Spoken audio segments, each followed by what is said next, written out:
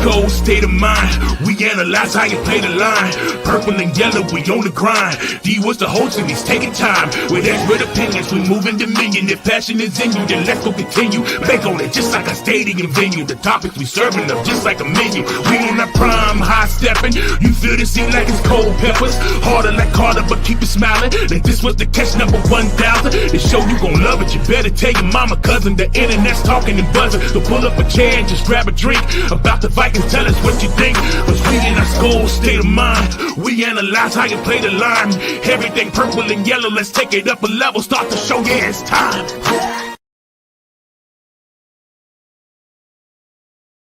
What's good, everybody? What's good? What's good?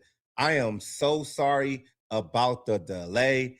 I forgot to put something in the description and something in the whole thing on how you put it in the YouTube. But hey, it is what it is. I got that fixed. Only took me about 5 minutes to do so. But thank you for joining me on this episode of Saturday Scrimmage. I'm gonna talk a little bit right now before I bring everybody else on. But it's Saturday. It's Saturday, man. For real, for real. I mean, I got a planned show for y'all today, right? So, you know, we got to get into the Vikings general manager search, what I believe the Vikings should be looking into. We got to get an update because I don't know if y'all heard or if it just went radio silent out there on the Jennings situation. Is he signing? Is he not signing? What's up with that? You know, talk about defensive outlook. You know, how good can this defense actually be with the young acquisitions that they got, you know, through the draft? And are the Vikings actually done? And what I mean by are they done, like, are they going to add more pieces to this puzzle to, like, you know, finish out this roster? Or are they just basically done? They're going to go with what they got. I really don't know, but we're going to get into it. And, you know, it's going to be an open mic situation where I'm going to bring people on, you know, to have a conversation or whatever. So, with that being said, man, let's get into it, man. I got the first guest already in backstage. You know, he got he in the green room already. What's up, T? What's going on, man? I hope you're there, man. I hope you're there. You good, man? What's good? Can you hear me? Yeah, I can hear you. I can hear you. Hey, man, I got me a new iPad in, so I'm good to go now. Oh, I don't want to hear none of y'all. I don't want to hear none of y'all. Gotta say, I got a new update system and all kind of stuff now. Okay. Let me turn your mic down. Your mic is loud though. Like your mic. I told you it's a new iPad. I'm trying to break it in. let me get to you where you at right now. Oh, it's on auto, so it should be good. It should be good. Let me just turn it down just a little bit. Say something real quick. I can't even hear you now. Say something now. Go ahead. Say something now. Keep talking. I want to make sure your mic. Yeah. All right. Yeah, there you go. Your mic is just a little too low. There we go. Just a little bit too low. Yeah. Yeah, too loud. There you go. I told you it's a brick. This mug. Yeah, that's what's up. That's what's up, man. So, you know, I appreciate you joining me today, man. You know, it's been a lot of topics, you know, we go throughout the week. You know, I try to get on here on Saturday to kind of give my opinion on how I feel about things, you know, going forward, you know, on these Saturday Scrimmage shows, you know, my own rendition of, you know, Skull State of Mind live. But how you been though, T? Like, what's good with you, man? What's good, man? How you feeling? Man, I'm just enjoying life. You know, I got my new championship belt on display, and you know, okay. I got my new, like I said, got my new equipment. Glenn came in today to set it up, and you know, just sitting here enjoying a good Saturday. Little things on my mind though, but you know. Yeah, I feel you. What's up, TB? What's good, man? What's going on? What's going on, D Woods? What's going on, T? Can you guys hear me okay? Yeah, we can. Yeah, can you hear us? Yeah, I can hear you guys too. I'm just here for the convo and listen to what everybody's got to say. I'm cooking, so I'm kind of busy, but I want to be on and listen to you guys. Oh yeah, what's on the menu? Chicken wings and pizza.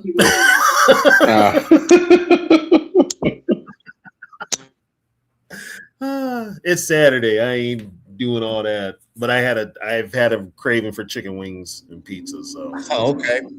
Hey, Dave. Hey, yeah, I gotta talk to Davey for a second, real quick though. Hey, Davey, man, if you want to come on, man, because you called me Mike in the comments. I'm Woods, bro. I'm. Hey, you know what's funny though, Davey? My name is David too. So I was like, I will hope you got that one, but yeah. But D Woods though, I'm gonna come to Davey's defense though. Me and him are the same age, so we forget. I know. It's cool. It's cool, Davey. It's cool, Davey.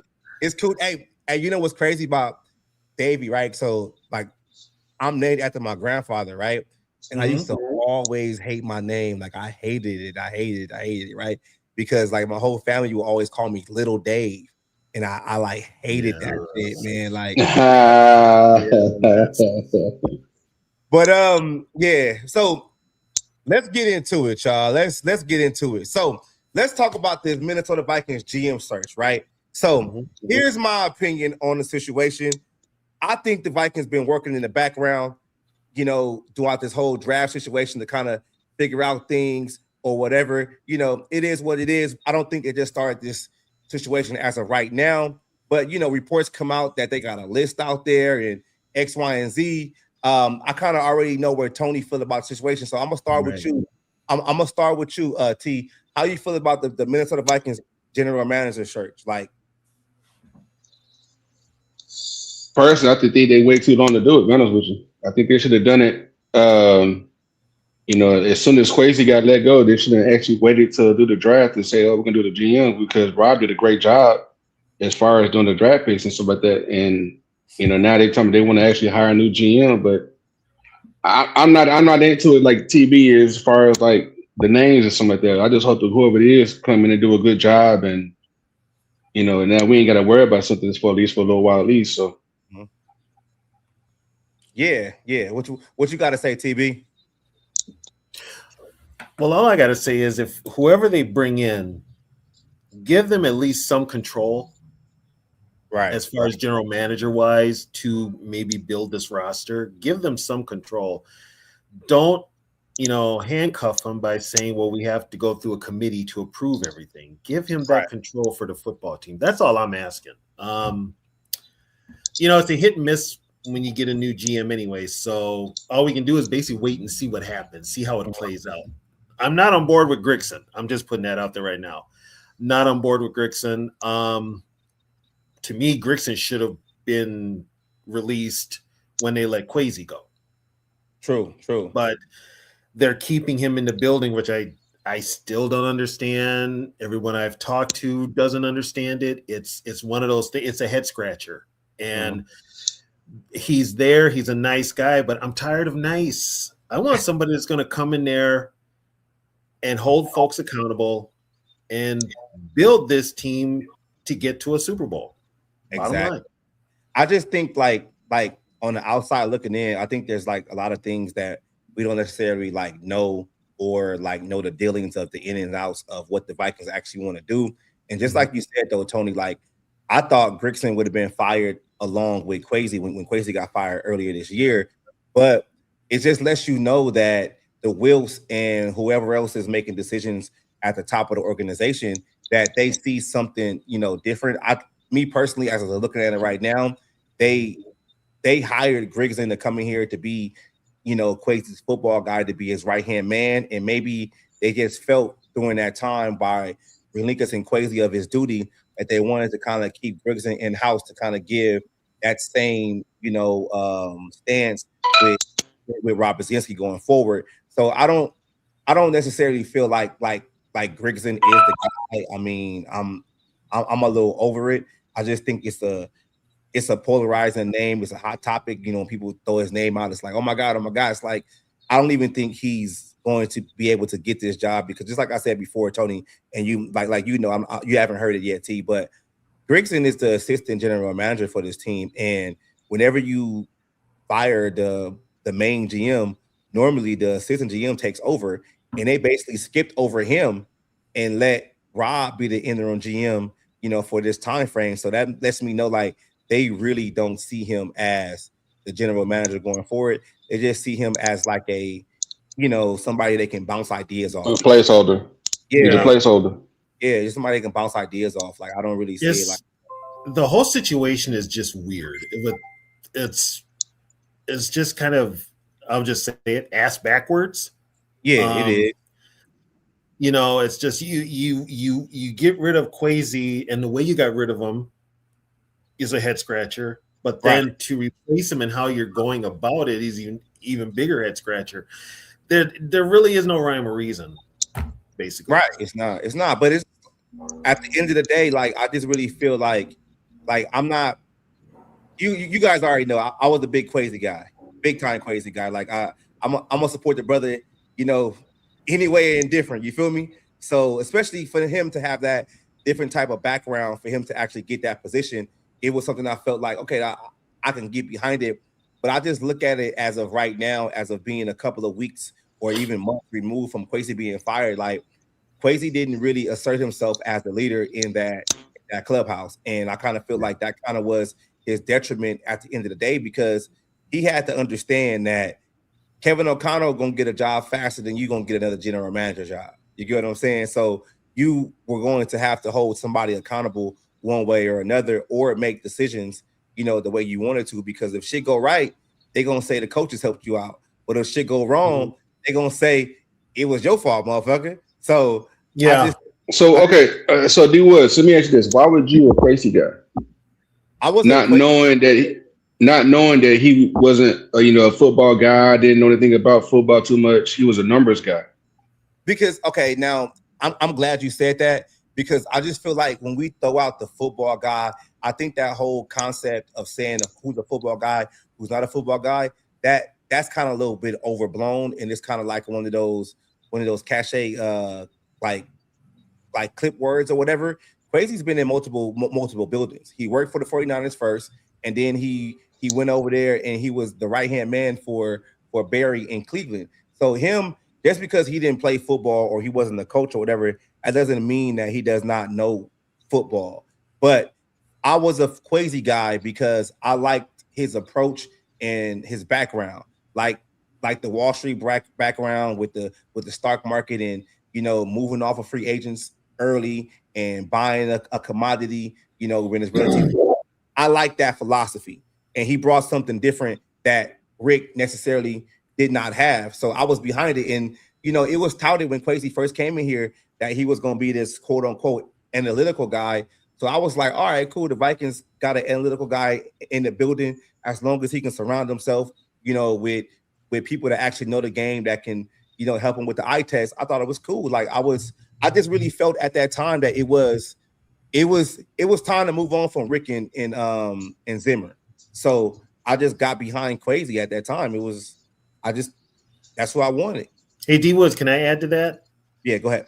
I think with a lot of us, like me and you have agreed, Kwesi checked the box. Yeah, he checked the box. But you kind of saw in the beginning that he wasn't going to have the same pull as Spielman right off the start. You kind of knew he wasn't going to have that total control. That's where, to me, when I saw what was going on, I'm like, okay, this guy is just basically, he's just going to be a scapegoat. And the Vikings have put a ton of things in place for him to be the scapegoat in case certain things didn't work. It was all going to be Kwesi's fault. And the thing they got on Kwesi the most for was the draft. Yeah, it was a draft. Yeah. That was their scapegoat, because their original scapegoat plan was Kirk Cousins. True. And so once that kind of didn't work, then next thing you know, you had the draft. But then, Kwesi was never going to be the man to call the shots. Right. As soon as they said everything was done by committee, Kwesi basically had to ask them to do certain things. And then we saw last year that, hell, they went above Kwesi when they signed, who was it? Jonathan Allen and Adam Jonathan and Gennard. Yeah. So I mean, it's like Kwesi was just there, and then the way to get rid of him the way you did was just so wrong to me. That right there, but you if you watched, you knew That was going to happen eventually. But guess what? He got hired in San Francisco. Like so the next in 2 weeks. In 2 weeks. Because I just believe that what Kwesi can bring to the table is actually good for a front office to have a person that can do that within the building. Like he could morph into being a salary cap guy for somebody, or what we might see is we might see Kwesi stay with the 49ers for the next 3-4 years and actually learn more about being a general manager under Lynch and basically learning how to, be more of a people person and how to put people in certain situations. Like he might come back and be an assistant GM to somebody else, and then who knows, he might get a GM job somewhere else. But the one thing about Kwesi is that he's a smart dude, and for having that whole Princeton, Wall Street, background, we might see him get an executive job in another sport because, like, it's kind of the same shit, apples to oranges. But with Kwesi's knowledge and his numbers and everything, he's going to go far. Yeah, he's going to go far. Yeah, and it doesn't have to be in the NFL. That's the whole thing. It could be he's got a higher ceiling than a lot of these people out here. And that's the thing, like, why I give a little pushback about, he's not a football guy. Even though he's not a football guy, his background and what he studied and stuff like that is going to take him so far and open up more doors. If you're just a football guy, you're going to have to learn that other side. So Kwesi is at the point where he's learning the actual football side because he's already opened up a lot of doors for himself, But that's just how I see it though, y'all. But and it's crazy. It's crazy that you said that because how you felt about Kwesi, I felt about KOC and Kwesi coming in there together because your exact feelings about Kwesi. Yeah. How I felt about KOC and Kwesi coming into the building because it's something different. It's something we never seen before. Right. And because we always had this.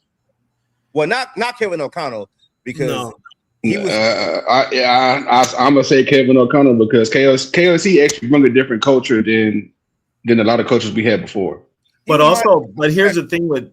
I'm sorry, D. The thing with the whole Kevin O'Connell Kwesi thing was they're attached. They came in together, but guess what? Kwesi wasn't KLC's guy.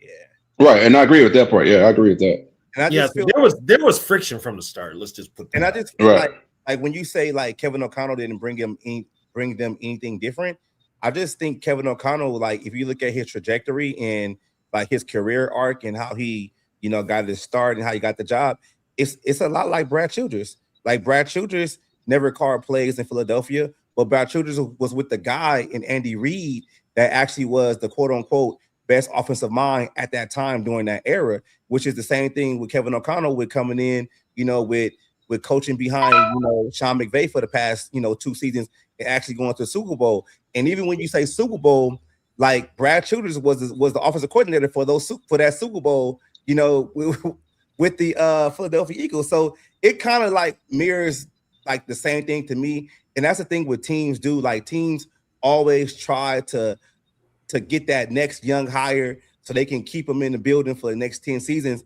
And that's just what I saw in KLC. It wasn't nothing different. It just was the name changed. I got a question for both of you guys, even Zoe. You've noticed the Wilfs, whenever they hire an offensive guy, the guy they hire has never called plays. Right. He's just OC in title. Or he's a guy that can on his team. Right. Or it's who he's connected to. Don't you think they would take that in consideration? I mean, it's like this guy's never called plays, but we're going to give him play calling duties when he's head coach. I mean, some people never learn though. There should be some people never learn from their mistakes. They don't learn from their mistakes. True. They have, and that's what I believe in too. Like with the organization in the front office, it's like if you look at it across the board, like we talked about them not actually hiring a general manager that actually was a GM before. If you look at the coaches, they never hired a coach that was actually a coach in the NFL before. They've always been first-time hires. And even with all the first-time hires, I think there's only been one head coach that they fired that actually got a second job, as a head coach, and that was Dennis Green when he went to Arizona. Like Mike Zimmer never got a head coaching job after leaving the Vikings. Neither did Brad Childress, Leslie Frazier, Mike Tice. Shit, none of them guys got another head coaching job. So I just think like like from an organizational standpoint, they have to get to the point to where they're actually trying to do things a little bit differently, like going forward. You know, that's just similar of how I look at it. What up, Brad? What's good, man? What up? What's good, man? Broski Bear. What's good, man? Hey, Broski. We might have to talk. Me and you might have to get that one-on-one at the end of the show a little bit, or whenever you can come in. because you already know I still want that smoke with you because I heard you were talking crazy. But what up, Zoe, man? What's good, man? What's the deal, good, my man? guy? What's the word? You straight? Yeah, why you say that? No, because I mean, shit. I'll talk to you on the side later. I'll call you.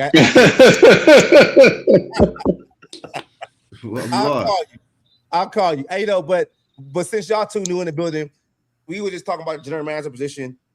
Like, how do you guys like what do you guys think the Vikings should look for in an ideal general manager, like the whole profile? Because me and T just had to have some pushback back and forth about the whole football guy, non-football guy situation. I'll let you take it, Brad.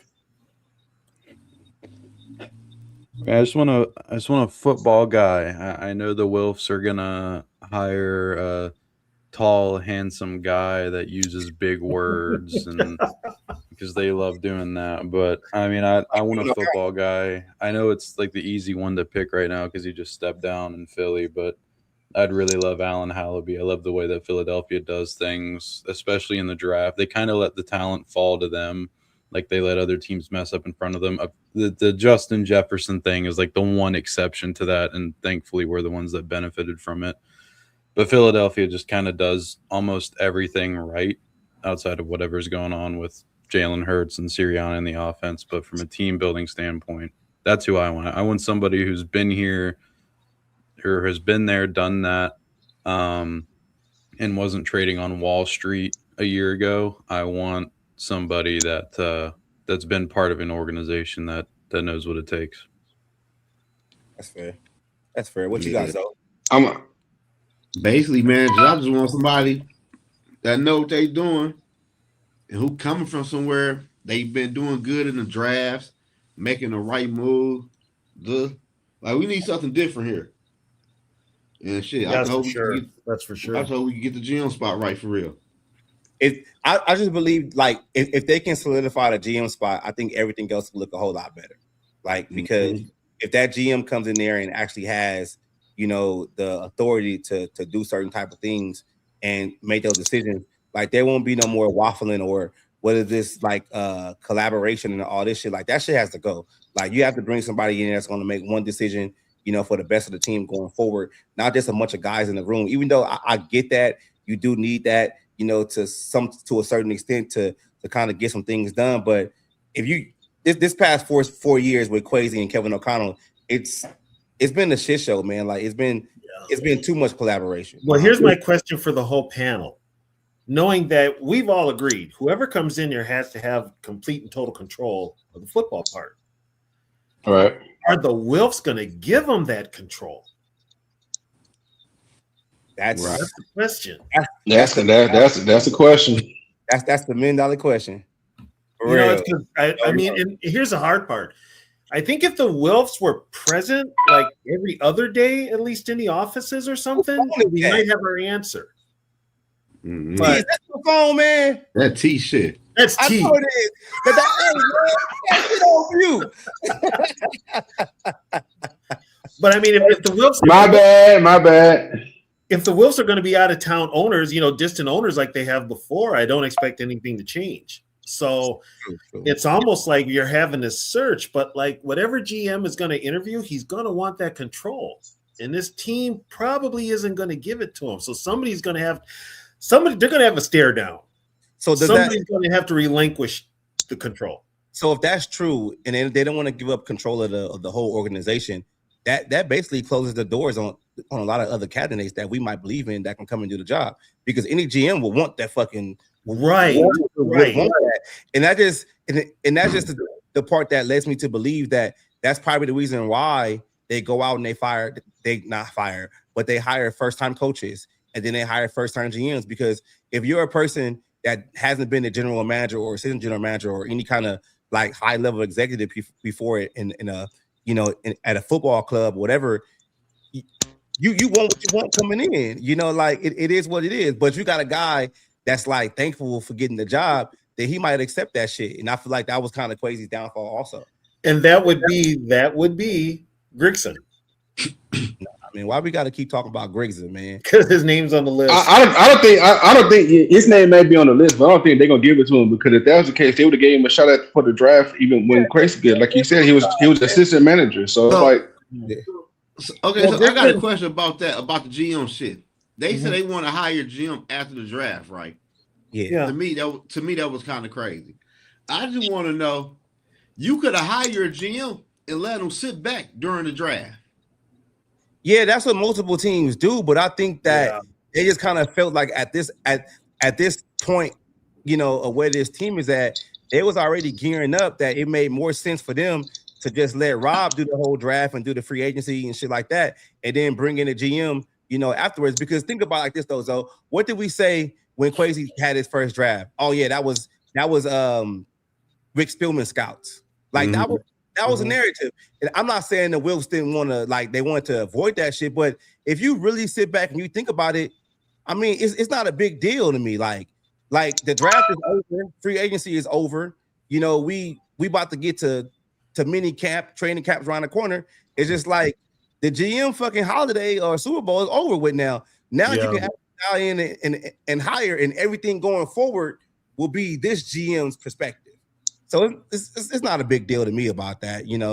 I just think we never seen it happen before, so it's kind of like weird to us. We've seen it, but just not as dysfunctional as this. But we've seen it before. I get it, but I'm not too worried about it, because it's like it is what it is. They had a good draft. They wasn't going to do much in free agency because they want to save money. So what more do you want a GM to come in and actually do?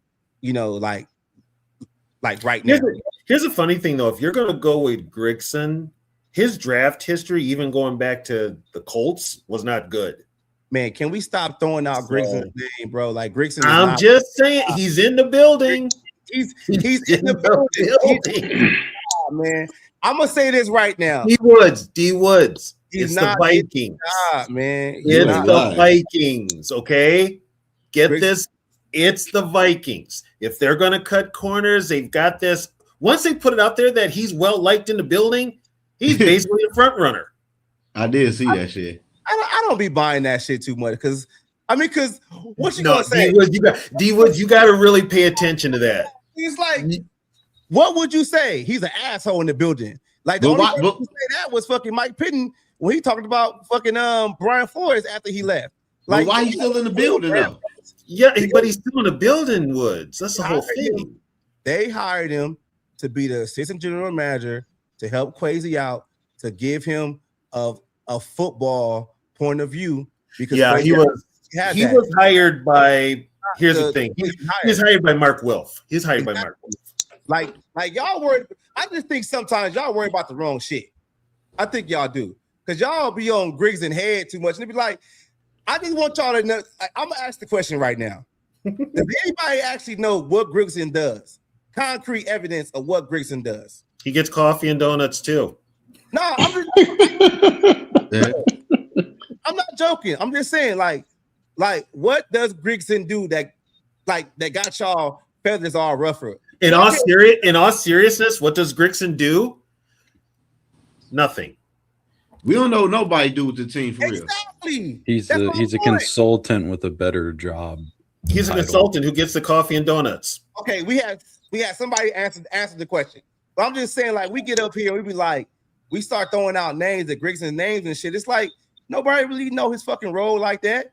Like he could be doing something completely different. Like people that was like, oh man, we fucked up and we let Greg Jasinski walk. But then y'all in the same instance be like, oh, Mike Pitton was ass. He the one that brought in Greg Jasinski. But you know what, D Woods, when you brought up what is his role with the Vikings, you know who else doesn't know who his role is with the Vikings? The Vikings. Because he's not making any decisions that are pertinent to the team. I just think he's like what Brad said. I think he's a consultant. He helps out. He bounces ideas, and that's about it. I don't think he has like the cachet in the building to make certain decisions. After it was his idea to sign Kelly and Fries, they should ask him no more questions. I tell you no what, more questions, yeah. Okay. Since that motherfucker been here, this shit been a total fucking mess. I can't say that no more, man. It's been a mess for the past 40 years. We ain't never won shit. But not like this. Right. Actually, you know what? It's actually been 50 some odd years. All I'm saying is though, like, we gotta get to the point where we have to stop just throwing out names because that's the name that we see and we don't even actually know like what the job duties are actually being done within the building. You get what I'm trying to say? Like some people be like, oh my God, Wes Phillips sucks. It's like, okay, Wes Phillips sucks, but I can tell you what he does. I can tell you what he doesn't do. But some people can't even say that shit. You know why? You know why that is, D Woods? Because the Vikings don't tell us what he does and what he doesn't do. Yeah, so we're all guessing. I can't say he sucks because he don't do shit. We're all guessing. So you know, it's like if the Vikings give him a title, but they don't go into detail what that title consists of. I'm saying we the only team like that. We don't know what half of the people do that got roles with the Vikings. We don't know that. Who I'm surprised doesn't get more heat. We don't know. Go ahead, Bref. Go ahead, Bref. You know who I'm surprised doesn't get more heat? Andrew Miller. Oh, the baseball guy? No, the chief operating officer of the Vikings. He took over for Kevin Warren, but he's a baseball guy and he gets no heat at all. But he gets none. Now you, Tony, I gotta say it now. You're moving the goalpost. You're moving the goalpost because just because he's a baseball guy, he in the football world now, so that means he's a football guy now. So if whatever he does, he should be held accountable for what he does, regardless of him being a baseball guy. Do y'all agree? Well, no, I'm not getting on him for that. Here's what his deal is. And they did this when he had Kevin Warren too. Now listen to me.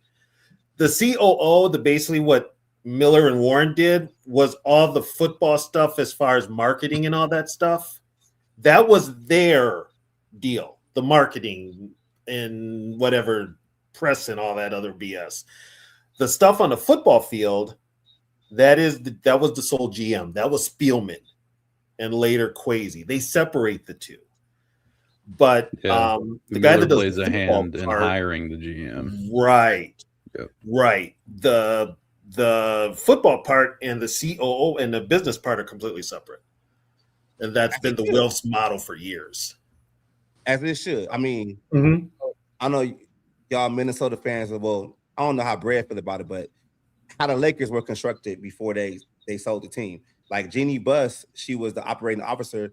She dealt with the finances and marketing and all the other shit with the team, right? But then her brother and then later Magic and then, Rob Pelinka, the general manager point of view, like they dealt with like the basketball shit, signing the players and shit like that. Even though those two worlds work together, it's like completely separate. All I'm saying is I'm tired of fucking talking about fucking Brian Grigson.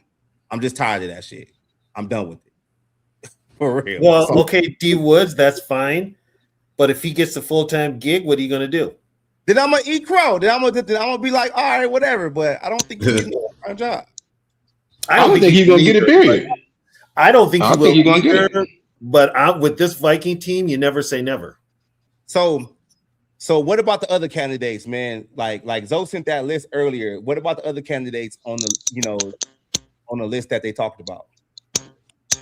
Man, I don't know. I got the list. I got to look. My whole thing is though, like if you want to be a GM, but you're not going to have full control, why would you want to come here and be a GM? To get the title. To get the title. Put on your resume. I'm saying, but you can't do nothing. It's a title. I know people in my field take supervisor roles just so they can get a supervisor position somewhere else. So it's on your resume. It's on your resume. Right, it's on your resume. That could be the case too. That's the thing, like how we gotta start looking at it too. Like take the emotion out of it and look at the football shit just like a business. Some cats come through here and just, hey, I was a GM here, so I can get another job somewhere else because boom, I was a GM, and now I can say I want this certain type of pay because of it. Like these GMs, like they literally have LinkedIn accounts. Exactly, like, they do. It's crazy. Yes, they do. Yeah, and we gotta keep in mind that as much as we think of this as a sport and it's our passion, it's still a business. Yeah. But I'm just saying, I'm saying if you just see the other GM get rolled, got fucking played at Minnesota, and everybody know he ain't the guy. He got fired at the combine. Like, I don't know. Like, I don't know who would take that job. But you gotta remember, but you gotta remember, everybody know that Kwesi wasn't a football guy, he was a numbers guy, and it so it's like he based off his stuff off of numbers. So he wasn't a true GM though. But that's not true though. But my thing is like hold on, so we gotta stop saying who was a quote unquote football guy and he wasn't a real GM. That motherfucker got fired as the GM. So he was the real GM because he got fired as GM. But I get that he had the name he had the role of a GM, yes. But as far as his background, he didn't have the knowledge of the far as to say, I'm gonna be a GM. I got a question here. Okay. We talk about he wasn't a football guy, right? We say that. Stop saying that shit. Yeah. I'm just saying it, but everybody said he's not a football guy. Okay, if he's not a football guy, then why did you have him down at the friggin' Senior Bowl scouting players if he's not a football guy? To get him out of the office. To get him out of the office. That's why. That's why you sent him down there, to get him out of the office so we can clear this stuff out. And then let her know why he down there. I'm just saying, we gotta stop throwing that shit around. It's just getting. They got him out of the office, DoorDash some fucking McDonald's or something, and they all sat in the conference room and talked shit about him. Hey, D Wood. I got a serious question though for y'all, man. Like, I know everybody talking to GM, like people love to get put on their resume. Then you say Kwesi not a football guy. But last time, shit, bro. No, but you know that's a narrative. But I'm just saying though, I want to change that shit. But look though, we all know in the first NFL draft, he wanted Jameson Williams. They told his man to trade down. He traded down. We got stuck with Lewisine, but that wasn't his call. He like you ain't got to be a football guy to know football. He wanted Jameson Williams. So Kwesi been in football since 2013 with the Niners to 2016. Then he got promoted in 2017, 2019, football director of football research and development. Went to the Cleveland Browns for like 2 seasons, and then was the Minnesota, general manager for 4 years. And now he's still went right back to the Niners. Stop saying he's not a fucking football guy. He works in football. I think he might have maybe he was difficult to work with or something. And I'm not saying he was great. I'm not defending Kwesi, but that's different. I've heard from people in the city that are with businesses that work with him and his wife would come in. Like apparently the guy was an asshole. So I wouldn't be shocked. That's a different conversation. I'm just so tired of this people throwing out, well, this person's a football guy, this person's not. They all work in football. So there was also, I don't know, Brev, I don't know if you heard this narrative, but as time went on, KOC wanted more power. Oh yeah, 100%. So that's another one too. So that go back to the GM search. If your head coach want more power, and the owner clearly is on board with that, and you've seen the other GM get railroaded because he was a puppet, why in the hell will I take this job once again? And I'm not guaranteed another GM job after this one because it was so damn bad. Because you have different conversations and different relationships from people that you hire, and you have different narratives for people coming in. A general manager that's coming in, if it's not nobody that has prior ties to Kevin O'Connell, that general manager might want to come in and say, you know what, let's see what happens this year. Like it's different, bro. Like it's a tricky situation, but at the same time, it's just like, somebody wants this job. It's only 32 jobs in the fucking NFL. And if you want to be a general manager and you want to get one of these fucking jobs, it's just similar like what Brian Flores said about him becoming a head coach. There's only so many head coaching jobs in the NFL. Why somebody will fucking take that shit? Yeah, you're right though. I take it back to the human element of like, think of Hallaby, think of John McKay. These guys have been in the NFL. Like he was a scouting assistant in LA in 2016. So Hallaby, he goes back like 20 years. Like, think of the human element where like these dudes loved this game growing up. They want to be a general manager. Yeah, I take it all like I kind of try to bring it down to the level of just like the regular job. Like, the job's going to be difficult, but you want the promotion because you want the money for your family. I think it's a lot of that. And then we're talking about kids that grew up loving football, wanting to say, hey, I'm a general manager in the National Football League. And that's pretty fucking cool. Now, if it's, I think there's a point to like, why would I want to take this job if it's like a GM that's been there or a dude that's been in the league forever and has held all the roles? But like for these dudes that haven't been a GM yet, I think it's fair to simplify it down to that. It looks good. It looks good on the resume, and it's something they can. I guess. Shit. Why you think Ryan Poles ain't take the motherfucker? Because Ryan Poles got a gig somewhere else. Like Ryan Poles wanted to blow the Vikings up. He wanted to do what he wanted to do. They told him no. Yeah, but then he went and got a gig somewhere else. He went and got a gig somewhere else where they let him. Yeah, they let him. I'm just saying, bro, we got to stop throwing that football guy shit out. Well, why would somebody come here? Somebody's going to always come here. How many fucking general managers or head coaches the Cleveland Browns done had in the past 10, 12 seasons? Somebody will always take that job. Put it this way, D Woods. They will get somebody here that will play their game. Exactly. And that don't help the cause. Like, you can hire somebody from McDonald's to be the GM. You got a GM. I hope not. Just so don't say that because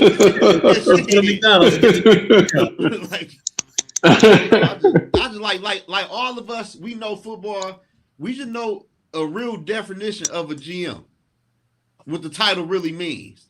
That's just my whole argument. But the problem is, we're having this discussion about the GM because we're like, what would make a GM for this team? The people at TCO don't even know what would be a good GM for this team. They have no idea. I think they do. I think they have an idea. I think if the Wilfs are running it, they just want somebody who doesn't rock the boat. Exactly. And we need the bitch rocked. Fuck it. I'm gonna throw my name in the hat. You ain't lying. Who I Well, I'll tell you what, you guys throw your name in the hat and have them consider me. I can't get to the parking lot because they will escort my ass off the premises. So if I get the general manager role, I'm going to go into Mark Wilf's office every day and then move something just like a centimeter every day till he notices. And then just do different things. He's not there. It's a game day. But Brev, he won't see it until he gets shit. He's never there. If he goes to the office on game day. Yeah, exactly. He might just go to the game and come on. From what I understand, the Wilfs are they fly in for the games and then they leave like right after the games. Mm-hmm. And everything they do with meeting wise is through Skype or whatever it is. But they're very, very, very seldom in the building unless it's like for a PR thing, like the draft choices coming in, the Caleb Banks interview. They were there for that. So. Davey said Snoop Dogg is the next GM. Hell no. Shit, he know football. That motherfucker don't know football like that. He made coach football. He run his little son's league. He had the best performance at US Bank Stadium on Christmas that we've seen in the last like 5 years. He don't know football. My cousin beat him in fucking Pee Wee. We spent that.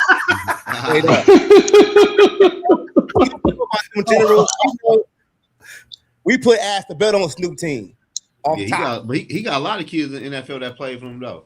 Yeah. That don't mean he know football though. Come on, that's what I'm saying. You gotta don't throw that football guy shit out. No, that's the way they were saying the shit. Okay, Snoop Dogg, the next GM and shit, man. He gonna be. You know what? Don't say that because the Vikings, the way they be going about shit, you could have anybody up in here running this team. I think gonna be somebody from Indy for real. Ain't somebody from Indy on that list? Yeah, let me look at the list real quick. He was on the other list. The one I got has got the Bills guy. Yeah, it got Terrence Gray on the Bills, Texans, the Chiefs, Steelers, Saints, and then at the end they got everybody's favorite person, Ryan Grigson. Oh, I thought somebody for Indy was on that list. It was. There's been a couple of lists that are out, and there was the guy at the top of that list was from Indy. But that's the thing, though, right? If you look at this list, the one that Zoe told us a couple days ago, they all assistant GMs, right? Yeah. So I don't have a problem with that. I think that's them actually getting promotion. But you got some fans that's gonna be like, oh man, they hired him. He never was a GM. Well, the motherfucker was an assistant. Where was you gonna hire from? Most of your GMs were assistants anyway, so somebody had to take a chance on them to hire them. Or player personnel guy or some shit like that. Like, I'm just saying, Viking fans, we gotta cut the bullshit, bro. We gotta cut the bullshit, man, for real. We really do. But let's keep it moving, man. Like, enough about that GM shit. But how y'all feel about this Jennings? Like, we ain't got no update. Y'all think they're gonna sign him? They better hurry it the fuck up. I pre-wrote an article about this at 2 a.m. like 2 or 3 days ago, so I could have it out immediately as it got reported, and they still haven't signed him, so I'm pissed about it. And they need to sign him right now because I want to feed my kids this month. No, they're not going to sign it because he wants a multiple year deal, and the Vikings already said they're going to give him. They want to give him a 1 year deal, pretty much. So, but me as a free agent, if I'm Jennings, I would want a 1 year deal because if I ball out and I look good in this offense, then I can hit free agency next year and then actually get what I was looking for this season. How old is he? Old though. How old is he? He about to be 29 in November. Right, he getting up there in age, so it's like he don't want that 1 year deal. He wants that multiple year deal as far as a one team because he was with the 49ers for so long. He want that multiple year deal, and the Vikings already said no, we're not gonna give you that because you asked him too much. So it's like, so give him 2 years and one void year. Now you got. I don't see him coming here though. He probably want money, and plus he probably won't be a number 2 option. So he ain't gonna be that here. Yeah, he want to be their number 2 option. Yeah, or number 1, whatever. Why would he think that? Because he probably thinks bigger of himself than he really is. Shit. He's trying to get paid. Right. Hell no. Right. He's trying to get paid. He would be number 2 option over here. We already got number 2 option. He'd be good in New England though. But like he got upside for him as far as him being a blocking receiver, and that's what they need right now as far as a blocking receiver. And he's a big body receiver at that. So it's like that's what he's looking at. Hey, you guys want to run the ball more? Hey, I'm your guy to come out the edge. I can block for you. Give me that number 2 money, and then we good to go. And they're like, no, we're not doing all that. So, but why would you ask for number 2 money though? Like that shit makes no sense to me. Like, well, because he feels that the time he's put in the NFL, he's been pretty productive. In the NFL, right? He's pretty much betting on himself. Yeah, he's betting on himself that he is a number 2 guy. And on some team, if they get desperate enough, they'll pay him. I don't think it's that. I don't think. I just texted somebody. I'm seeing if I can find something out about it. I might have something here actually. Because he left here with no contract, and then what I was told, it's he wanted big money, and Minnesota kind of lowballed him with a 1 year deal. And it was when they lowballed him, lowballed after the draft. Like, like if you was gonna get that big money, you'd have got that. You'd been one of the first waves of free agency. I mean, the Vikings got money, but they don't have a lot of money. They're gonna get more money in June. He needs to go to Buffalo or Baltimore for real. But can they afford them? Yeah, they better make it work. Shit. I think Buffalo can. Baltimore wouldn't. I wouldn't think Baltimore got receivers. They don't. They ain't got no receivers. They got Zay Flowers. Man, Zay Flowers not no damn number 1 receiver. Zay Flowers is they number 1 receiver. Zay Flowers is better than Jordan Addison. Man, why you shitting on Zay Flowers, bro? Zay Flowers not good. Zay Flowers is good. Would you take Zay Flowers over Jordan Addison? No. I would. You know what, Brev? I would take Zay Flowers not getting in trouble, and he's available all the time. Zay Flowers is nice. Zay Flowers is good, bro. You would take Zay Flowers over Addison, B? I would have to think about it, but it's not an easy decision. Because Zay Flowers is good. I guess. He had over 1,000 yards last year. That's easy in the NFL today. That's easy in today's NFL. It is. Jordan Addison. That is very easy in today's NFL. He never had 1,000 yards. It's That's easy, cool. but He's Addison's not the never number done one it. guy. Addison's never done it either because Addison's got Jefferson. Who does Zay have? Stop making excuses. Lamar Jackson. Stop making excuses. Fuck, man. Stop it. Zay Flowers had multiple seasons over 1,000 yards and 4 touchdowns, multiple seasons. Is he their number one receiver? Yeah, Yes. number one receiver. He's their number one receiver. Man, yeah. So what are we saying here? Man, Zay I'm not taking that away from Zay, but he's their number one receiver. Jordan Addison also has Justin Jefferson here, who's going to get more targets. How many But to be fair, did Stephon Diggs have with the Vikings? Before y'all look at your phones. How many what? You guys look that up. I don't look it up. How many 1,000-yard seasons did Stephon Diggs have with the Vikings? I think he only had one. What, Right, 3? he only had one. I think he had three. One. I thought he had 3. No, he didn't. No, he only had one. One. Diggs was never a stat getter till he left. Yeah. Until he went to Buffalo and had 1,600. But all I'm saying is, What? Oh, y'all just bro, be saying, to me, your number one wide receiver can't be no damn slot receiver. he moves around the whole field though. But bro, he 5. But he stay in the slot though. He's in the He slot. stay in the slot though. He stays. Yeah, he stay in the slot. He just like St. Brown. St. Brown stay in the slot. So what I about think- Puka? Puka way bigger than him. So now it's about height. Is he their number one? It's about number one option. Wherever you Right. want to put him on the field, that's where he goes to get him open. The Sean McVay put Puka all over the field. The fucking Rams put St. Brown all over the field. It doesn't matter if they line up inside, outside, whatever. That's their number one option. Y'all making shit up now. Okay, so D will let me ask But you. Puka won their number one option last year. Yes, he was. He their number one receiver. So D Wood, let me ask No, he won their number one option. Devontae Adams then. I thought Devontae Adams. Yeah, Devontae Adams because he had more touchdowns than Puka last year. He let the den in. I want to say the Ravens' tendency of running the ball takes more opportunities away from Zay Flowers than Justin Jefferson takes opportunities away from Jordan Addison. Is how it. So okay, so B and D Wood, let me ask you this: if I name 5 teams right now, and I say Zay Flowers will be a number one wide receiver on that team, y'all would say no. Say it again. I didn't hear you. Say it again. I was thinking. If I say Zay Flowers, could he be the number one wide receiver on certain teams? You would say no. He won't be no. He will be no number one receiver on nobody's team but the Ravens. Yes, he can. He can be number one receiver for Kansas City. He can be number one receiver for No. He can be number one receiver for No. Buffalo.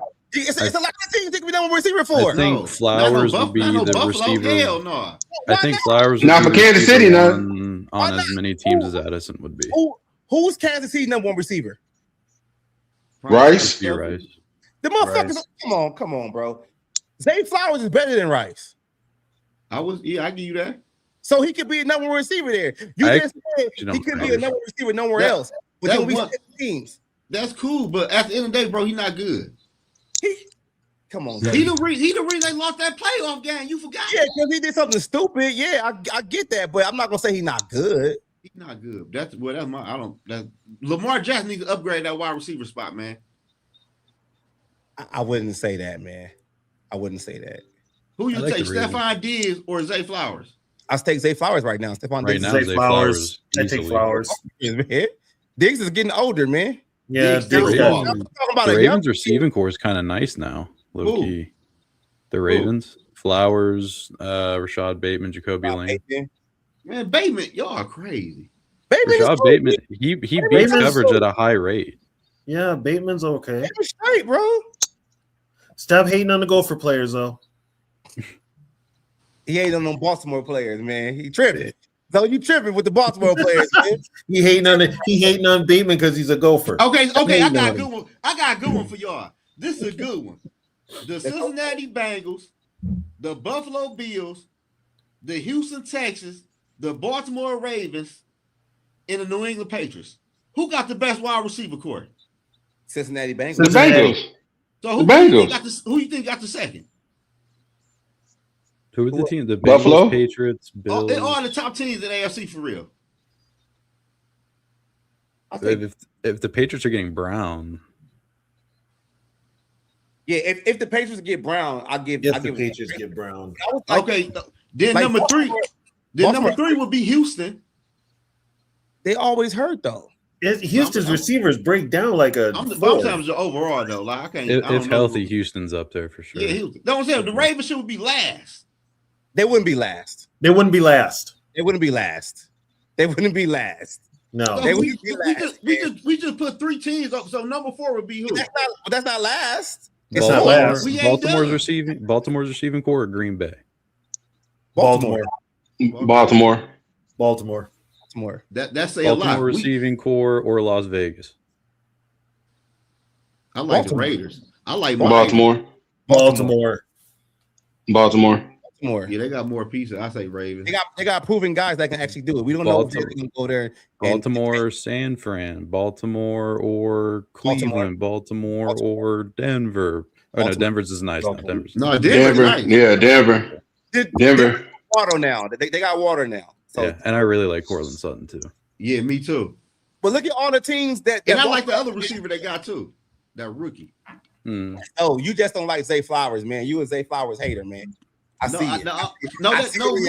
Bro. No, I just don't like the Ravens wide receiver room. It's not good to me. It's not that bad. It is what it is. Probably the second best in the division. Like Brev said, outside of Flowers, who is hold on, back it up. Like Brev said, when you've got Derrick Henry running the ball too, that's going to take away a lot of targets. That's what I'm saying. TV. Yeah. This man said the Ravens got the second best wide receiver room in their division. Yeah. Second best behind Cincinnati. Behind Cincinnati. So we're gonna know what Pittsburgh just got, huh? Who did Pittsburgh get? They got big body receivers as far as they got DK and they got DK and they got Michael Pittman Jr. So it's like they got. And look at Cleveland. He ain't that good. They got the second best in the division. Yeah. I'm not a huge Michael Pittman guy. I would say Baltimore. I would say Baltimore has the third best in their division. I'm gonna go say second best. I'm gonna say third best. To argue with. Be honest with it. Who's the second, T? Pittsburgh. No, yeah, Pittsburgh. As far as if you look at the body of work between the two receivers, between DK and Michael Pittman, they're better than the Ravens receiver group right now. I think the Ravens. Pittsburgh. See, Zoe like to play games on his motherfucking YouTube. He said Pittsburgh because they got that motherfucker. What's his name? Roman Wilson that played for the fucking Michigan. Yeah. That motherfucker's ass. And I was just saying for right now. That's why you picked Pittsburgh because you went to your Wolverines. That's all it is. No, it's the truth though, bro. No, so the reason I put Baltimore over Pittsburgh is because Baltimore's receiving room is much more balanced and complements each other. Pittsburgh just has two big bodies and like. Okay, so B, let me ask. So B and D Wood, let me ask y'all this. Will you take Zay Flower and Bateman over Pittman and DK? Yes. Yeah. Oh my. Nah. I couldn't do that. I would take Flowers. I can't do that. Lane. I like Zay Flowers, bro. I like Zay. I wanted but over DK and Pittman. I don't like Michael Pittman's not that guy. Oh, I take Zay Flowers and Bateman. Yes, he can be. He can be that good slot receiver and that good. As far as that good possession receiver that you need to get, if you want third down, and he's the guy you go get right now. The man played with fucking Anthony Richardson for 2 years. What you expect? Alec Pierce got 130 mil off playing with Anthony Richardson. I don't know how to showing out for the white boys, showing out for the culture. Hey, I don't know how you got that, buddy. That was crazy. Wait. So the Ravens did draft Jacoby Lane from SC. I love Jacoby Lane. I'm biased toward Jacoby Lane. I'll admit. Good. And they still got Mark Andrews. You have to put him in there also. Fuck Andrews. He's a pass catcher though. He can't catch. Oh my God! Here we go. The man dropped one pass. He can't catch. He had one bad drop. Nah, he dropped more than one pass. Oh man, y'all are crazy, man. Tripping, bro. Y'all going crazy tonight. Okay, I just by listening to you guys, it's like some of y'all watch the game one way and some of y'all watch the game the other way. So look, overall receiving core. Yeah, they watch it the other way. Let's say receiving core from Baltimore: Zay Flowers, Jacoby Lane, Rashard Bateman, and then with their tight end being, Mark Andrews. That's a good receiving core. But Pittsburgh got dog ass tight end though. He just big. He just 6'7" or whatever he is, but he just a fucking blocking tight end. He did good last year though. As blocking? No, he caught a couple passes. A couple. No, I'm just saying. Couple. No, I'm just saying. More than a couple of passes, bro. But we can't name the rookie yet, bro. He ain't even played yet. No, they drafted somebody last year. Oh, I don't know. Oh shit! I forgot Pittsburgh drafted Jeremy Bernard. That actually changes it a little bit. I forgot about that. See, there you go. Okay, but here's the biggest question: who's playing quarterback for the Steelers? No, we ain't talking about quarterback. Rodgers. We talking about receivers. Rodgers. I think it's gonna be Rodgers. Yeah, I think Rodgers. I think Rodgers is done. Yeah, they don't you think he's done? No. Man, he got one more year left in him. Man, Pittsburgh. He got one more year left in him, so quarterbacks and call it a year. Nah, they gonna roll with Drew Aller and what's the other cat? They're going big. Aller's just been off an injury, isn't he? What'd you say, Brad? Aller was hurt last year, didn't he? Aller, he got hurt, I think the year before, and then he came back and didn't play well last year. Okay, ass too. They whole quarterback room is ass. The city of Pittsburgh fucking loves Will Howard, the quarterback they took last year out of Ohio State. I think. Wait. What team did he play for again, Brad? Will Howard. Oh, he played for the Ohio State University. He ass too. Will Howard's fucking trash. Will Howard ain't good. You know how you feel about the Ohio State guys, man. You know. Shit. You see CJ Stroud going back to his old ways. Ah, man, it is what it where's is. JJ McCarthy? Man, CJ Stroud, he got dumped by that girl. That's what happened with him. He got dumped. Talking about what girl? Don't be talking about Rancho Cucamonga, bro. Have to put some respect on that man's name. That's Rancho right there. CJ Stroud. Man, not too far from me. Man, the girl that she I guess she was dating him and he was playing good and she cut his ass loose and all of a sudden you start playing bad as hell and now she with Josh Jacobs. No, she ain't. Man, he started. Yes, she is. Let's not put no salt on my boy CJ name. He playing bad because of a girl. He playing bad because the NFL got more tape on him and they took away what he did best and he can't duplicate what he did his first season. Let's not blame that shit on him. On him getting some ass. Come on now. We're not gonna do that. I don't know. Okay. We're not. So what about some good ass? Some good ass to make you play good though. So what about Jaden Daniels? Why he always broke up? That's just 1 year though. But yeah, that was 1 year. Y'all motherfuckers move the goalposts. No, man. it is. What? She ain't been bad. She ain't been bad for 3 years now. Y'all habitual goalpost movers. That's what y'all do. Y'all just move the goalposts all the time, man. Man, CJ been bad for 3 years. How many years he played in the league? 4. So, but he's made the playoffs every year. He's been better than McCarthy. Because the defense made the playoffs.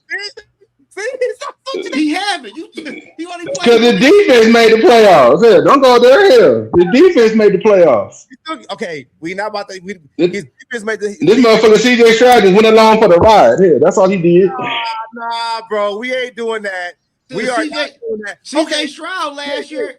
Wait. So let me ask you this though: since his defense, you said his defense was the best part of that whole team. And that's why they made the playoffs, right? Mm-hmm. So how come the Vikings couldn't make the playoffs and they had a top 5 defense, but every quarterback they had, they couldn't make the playoffs because you still need the quarterback to do some shit, right? They got hurt. Oh, see, now y'all making excuses, man. Y'all not making excuses, man. Y'all, CJ Stroud is cool, bro. CJ Stroud turned to the JJ McCarthy. No, he didn't. He's still better than JJ McCarthy. That's very mean to CJ Stroud. I don't know.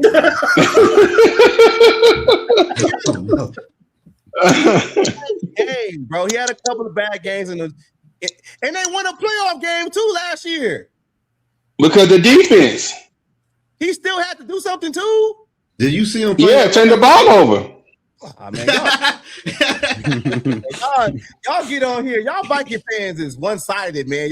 We keep it real. Hey, Tony, I think you're right. They don't watch the game like that. You know what? I'm gonna say this right now. We had this conversation about football guys. Y'all motherfuckers ain't football guys. Y'all don't watch all football. Y'all not football guys no more, man. I don't know. Y'all, I don't know, because y'all trying to sell me on Zay Flowers. Zay Flowers is nice. You tripping, bro. You tripping. Zay Flowers is nice, man. You tripping, man. I didn't know there were people that didn't think Zay Flowers was nice. This is new to me, honestly. For real? Yeah.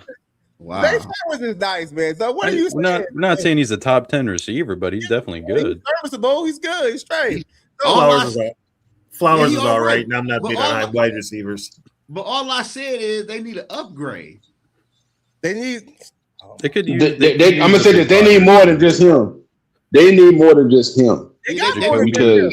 They got Kobe Lane, and they got Bateman, and they got Mark Andrews. They do got more than him. Bateman can't stay on the field. The thing is, like Brev said, man, y'all just be. Derrick Henry takes away a lot of the passes that he would get. When you've got Derrick Henry, that's gonna alter your offense big time. It is. And Lamar Jackson running. and that's probably not going to change with Jesse Minter coming in as head coach. I don't think Zay Flowers is ever going to be a 1,700 yard receiver just because of where he plays. Minter might run the ball more. Yeah, that's what I'm saying. Yeah, I agree. Yeah. So he might run the ball more. This opportunity, I gotta know now. Who else you don't like in the league, man? I just want to know. I'm just saying. Who's on this no hit list, man? I want to know. No hit list. D Woods, don't go down that rabbit hole. I want to know, man. All I said is the Ravens need they Lamar Jackson. We all can agree on this panel. He never had a true number one wide receiver. Never. Because Zay Flowers. Are you he saying, never had a true number one wide receiver?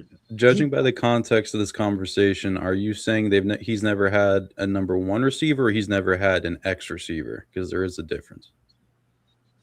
I would say, a true number one. You lost him. You lost him with that one. You can say X. You walked the other way. You walked the other way. I'm a football guy. So let me ask y'all this. So Zay Flowers compared to a younger Stephon Diggs, compared to a Jamar Chase, and compare who else is top in the But here's the thing, though, Zoe. Those guys you just mentioned are true X's. Zay is a slot. They're boundary. It sounds like it's fine. It's fine if it's your slot. preference, because it's my preference too. You sound like you want your number one to be an X boundary guy, which is fair. That's you want your guy. You want your number one to play outside. He never had that. No, probably not. I think Jacoby Lane can be that. Oh yeah, we got to see. Let me look. I'm gonna look at this shit up. But to say, but you gotta remember, it's crazy for y'all to say he got Zay Flowers. Like what? Zay Flowers, man. Zay Flowers is nice. But you gotta remember, Zay Flowers and Lamar St. Brown's game is the same because they both play out of the slot like 90% of the time. St. Brown better than him. But he's a slot guy. Even though they still play in the slot by 90% of the snaps. So it's like, Amon-Ra, what can you do? Amon-Ra's the number one. His average depth of target is like 7.6 yards, which is insane. Hey, so I'm looking at ESPN. Insanely low. I'm looking at ESPN right now, and I know everybody's metric is different. And I'm looking at the top 10 receivers. Zay Flowers number 7 on that list. Who the other three behind him? The other three behind him is Chris Olave, Nico Collins, Jameson Williams. That's the top 10 right there. Was that for this year? That was for last year. The top 3. Last year, yeah. Yeah. The top 3 is Jackson Smith-Njigba, Puka Nacua, George Pickens, Jamar Chase, Amon-Ra St. Brown. Tight end got on here, and Trey McBride. And then number 7 is Zay Flowers. What is the metric? Yards? That is yards. Yes, that's yards. Yeah, but that's cool. I'm talking about. Oh, but he's a receiver. He's supposed to get passing yards. Man, listen. Because they put him in the slot, though. That's why they put him in the slot. Like I said, he play in the slot 90% of the time. This is why I love PFF, because I'm going to bring that shit up right now. That's why I like. I don't care what PFF say. I don't care. All I'm saying is the breakdown. All I'm saying, Lamar Jackson need a true number one receiver. That ain't 5'8". Hold that thought. Hold that thought. How can your number one receiver be 5'8"? I actually do partly agree with Zoe. Thank you. Because I partly agree with you because like the Zay Flowers Jordan Addison argument is closer than I think a lot of Vikings fans would admit. But like I don't think Jordan Addison's not a number one receiver on nearly as many teams as people think. So like that's kind of the common ground I find with Zoe on this. That's all I'm saying. Like, but that's not what he's saying, though, Brad. that is what I'm saying. I said it 100 times. I just want y'all to fight. That's not what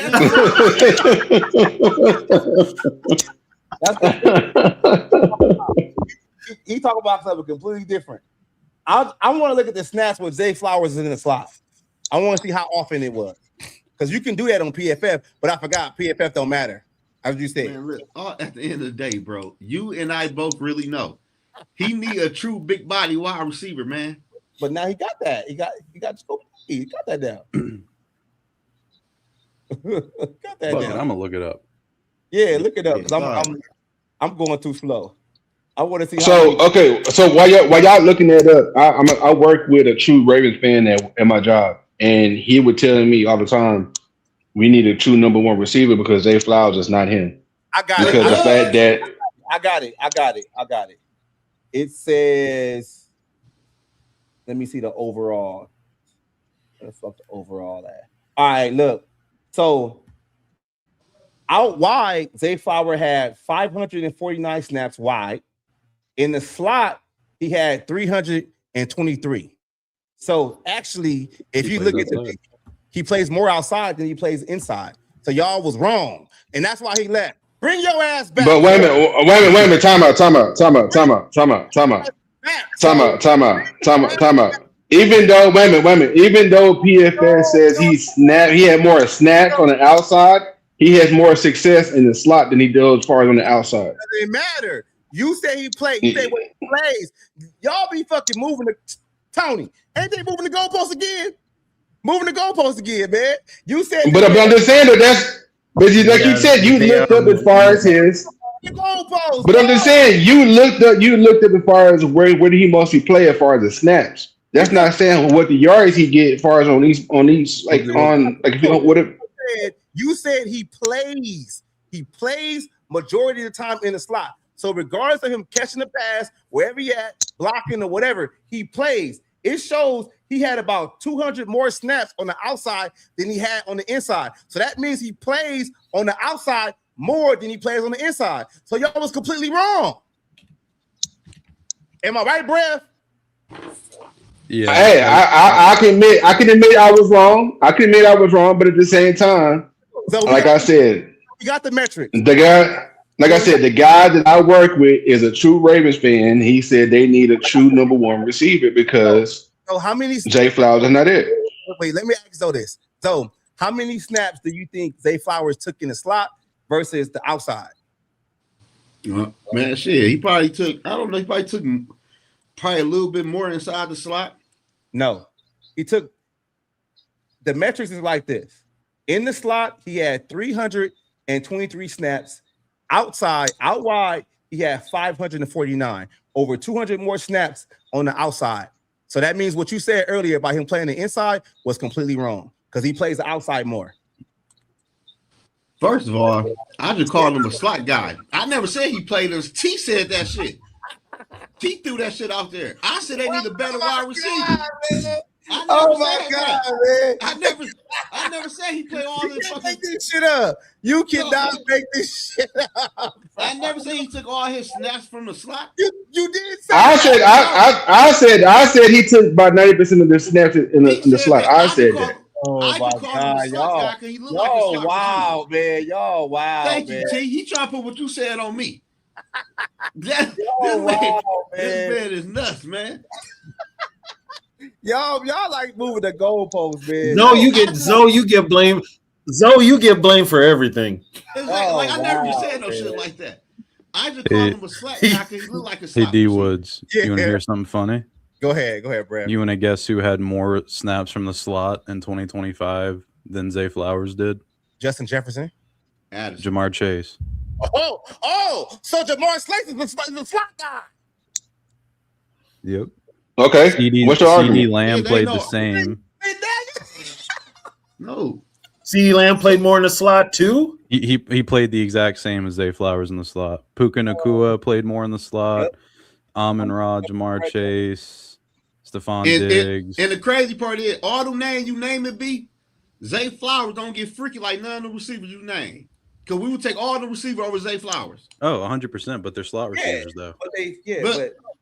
But the whole argument was he need better wide receivers. That's all I said.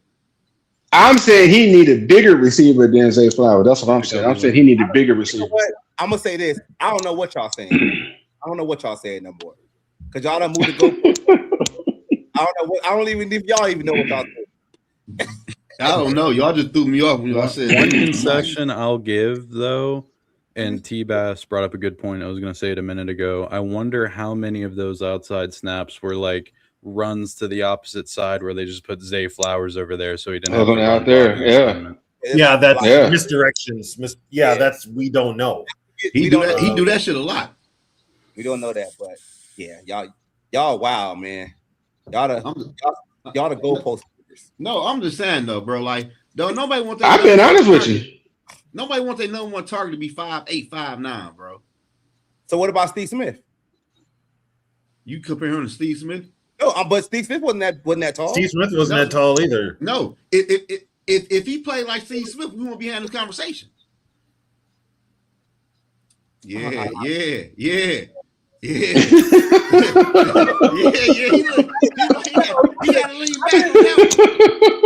to lean back on that one. Nah, I think it was just like, I don't want to go there with you, man, because I know you're going to change it up and move the goalpost. That's all I'm saying. That's all I'm saying. Because once I hire back and I prove my point, you're going to be like, but you know, he do this, and it's going to be something completely different. That's what I'm thinking about. I just said, man, he not that good to me. That's all I said. Okay. What T-Bass got to say? T-Bass said it's a verse. Okay. Which is smart. Yeah, he motherfucker 5'8", talking about he the number one. Yeah, they were called the Smurfs. That's what they were called. Yeah, they was called the Smurfs. I thought he trying to be funny. No, that was their nickname. I think he'll what, about 6 foot? Tyreek is like 5'10". Tyreek is 5'10". Okay. Let me see how tall Jay Flowers is anyway. Yeah, but Tyreek a dog. Like, once again, if he played like Tyreek, we wouldn't be having this conversation. That's all I'm saying. Zay Flowers is 5'9". That's fine. That's good for a receiver. That's cool. That's pretty tall if you ask me. That's cool. That's cool. Why'd you look at me? I mean, he's not playing tight end. That's cool. Yeah, that's it. That's cool. Hey, what they say? What my man say on Money Talk? Dog say it's cool. It's cool. It is cool. Yeah, it's cool. It's cool. It's cool, man. So since we don't have Jennings in the building, who would y'all want to see as that third receiver? Do y'all want to just keep it in house? Y'all just want to try to bring somebody in? It wouldn't shock me. It wouldn't shock me. You need a veteran, but it wouldn't shock me if they roll with Dylan Bell. Mm-hmm. I hope it's Dylan Bell over Ty Feldman. I like Dylan though, but let me ask y'all this: I like Dylan Bell a lot, but why the fuck did he go undrafted? Did you see the quarterback play he had? Yeah, the quarterback. And the quarterback got drafted. Carson Beck did get drafted. Nah, who was that quarterback? Yeah, the quarterback got drafted here. It wasn't Carson Beck. Who was that quarterback? No, Beck got drafted from Miami. Yeah, from Miami. They had another quarterback in there in Georgia that wasn't great.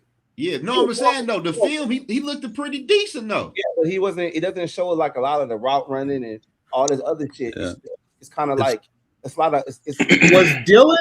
Was Dylan in a slot a lot last year too? He was.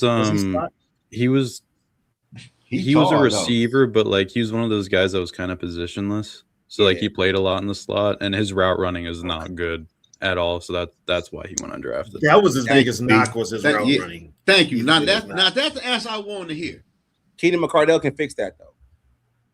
I don't know. We don't know. We gotta see. But to your, I'm gonna say this: bring DeAndre Hopkins in, man. Fuck it. Give him $1 million. I'm good. I'm actually good on Hopkins. I don't. Good on Hopkins, man. No. I'd rather have Diggs. Well, I would rather have Diggs. Diggs want that bag still. I mean, Give it shit, to look how him.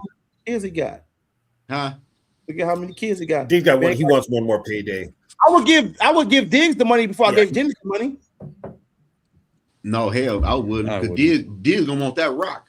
I like Diggs because I can wear my Diggs jersey again. I would take Diggs because Diggs is a motherfucker would get in KOC shit on that sideline. So I wouldn't be mad at Diggs. Yeah, that's why they won't bring him in.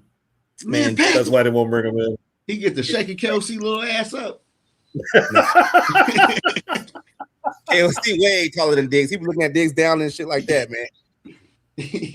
I'll take Diggs over everybody else, man. I don't want Hopkins, man. I don't want Hopkins, bro. I'm done. No, but it might be somebody that get cut off the 53-man roster, though. You know but I would want somebody that had a training camp with us, though. Jennings was my number one option like the entire offseason just because I love Juwan Jennings. I loved watching him play in San Fran, but you have to bring in somebody because Dylan Bell can't run routes. Ty Felton couldn't run routes at Maryland. We don't know in the pros, obviously, but that's what I'm saying, B. Yeah. How y'all feel about them draft, like as far as them trading for Ayuk? Hell no. He gonna show up. They said they ain't talking to that. Oh, he'll show up. How? He'll show up. San Fran. So he don't want to be in San Fran. So you don't. He don't want to be in San Fran. So why would he want to be in those Minnesota? teams that paying you for months. They can't even trade the man. But he was on a contender last year. Right, but the thing is, when he got hurt, they asked for that money back. Yeah, because the motherfucker wasn't showing up doing shit. Yeah, so he wasn't showing up. And I agree with that, but still, if he feel like he want to do stuff on his own, he like, hey, I'm working on my own stuff like that at the house, or I'm gonna do stuff on my own time instead of coming to your facility, whatever. So he's not talking to people though. He's not talking to people. Yeah, it's one thing if you're in constant communication with them and you're still not showing up at the complex, that's a different story. But when you cut them off completely and then you're going to do your own thing, that's raising flags. Yeah, and it sucks. Ayuk should be like a top 15, top 10 receiver, but he's just pissing it away. Yeah, something's wrong with him mentally, man. Like he can't get right. But he getting paid though, ain't he? I mean, they took his guarantees away. They took his guarantees away. Oh, so technically, he needs a sign if he wants to keep that. But he might not want to play again. Hell yeah, he might be done. Yeah, he might be like D Wood said. There could be something there mentally. Yeah. He's one of those guys that'll disappear and then like show up in 2 years on a practice squad or something. Like Martavis Bryant. Yeah, I don't know, but shit, they gotta bring somebody in this motherfucker. I'm looking at the free agents available, man. It's kind of slim pickings, man. Mm-hmm. Yeah, but shit, I know we probably can't do that shit right now. That shit probably take time. Like, which wide receivers on the last year of their contract though? You know what I'm saying? Yeah, we can look at that, but I'm just looking at the agents, man. Like these motherfuckers, I don't want no Debo Samuel. Shaq was talking about Debo the other day. I mean, what's wrong with Debo? Here's a funny thing. We don't have an offense he gained weight. Does what? He gained a lot of weight. Like forget the weight. He gained a lot of weight. I don't want Debo Samuel. Let's get Hunter Renfrow in here. Let's get some casserole in this bitch. I mean, he's been...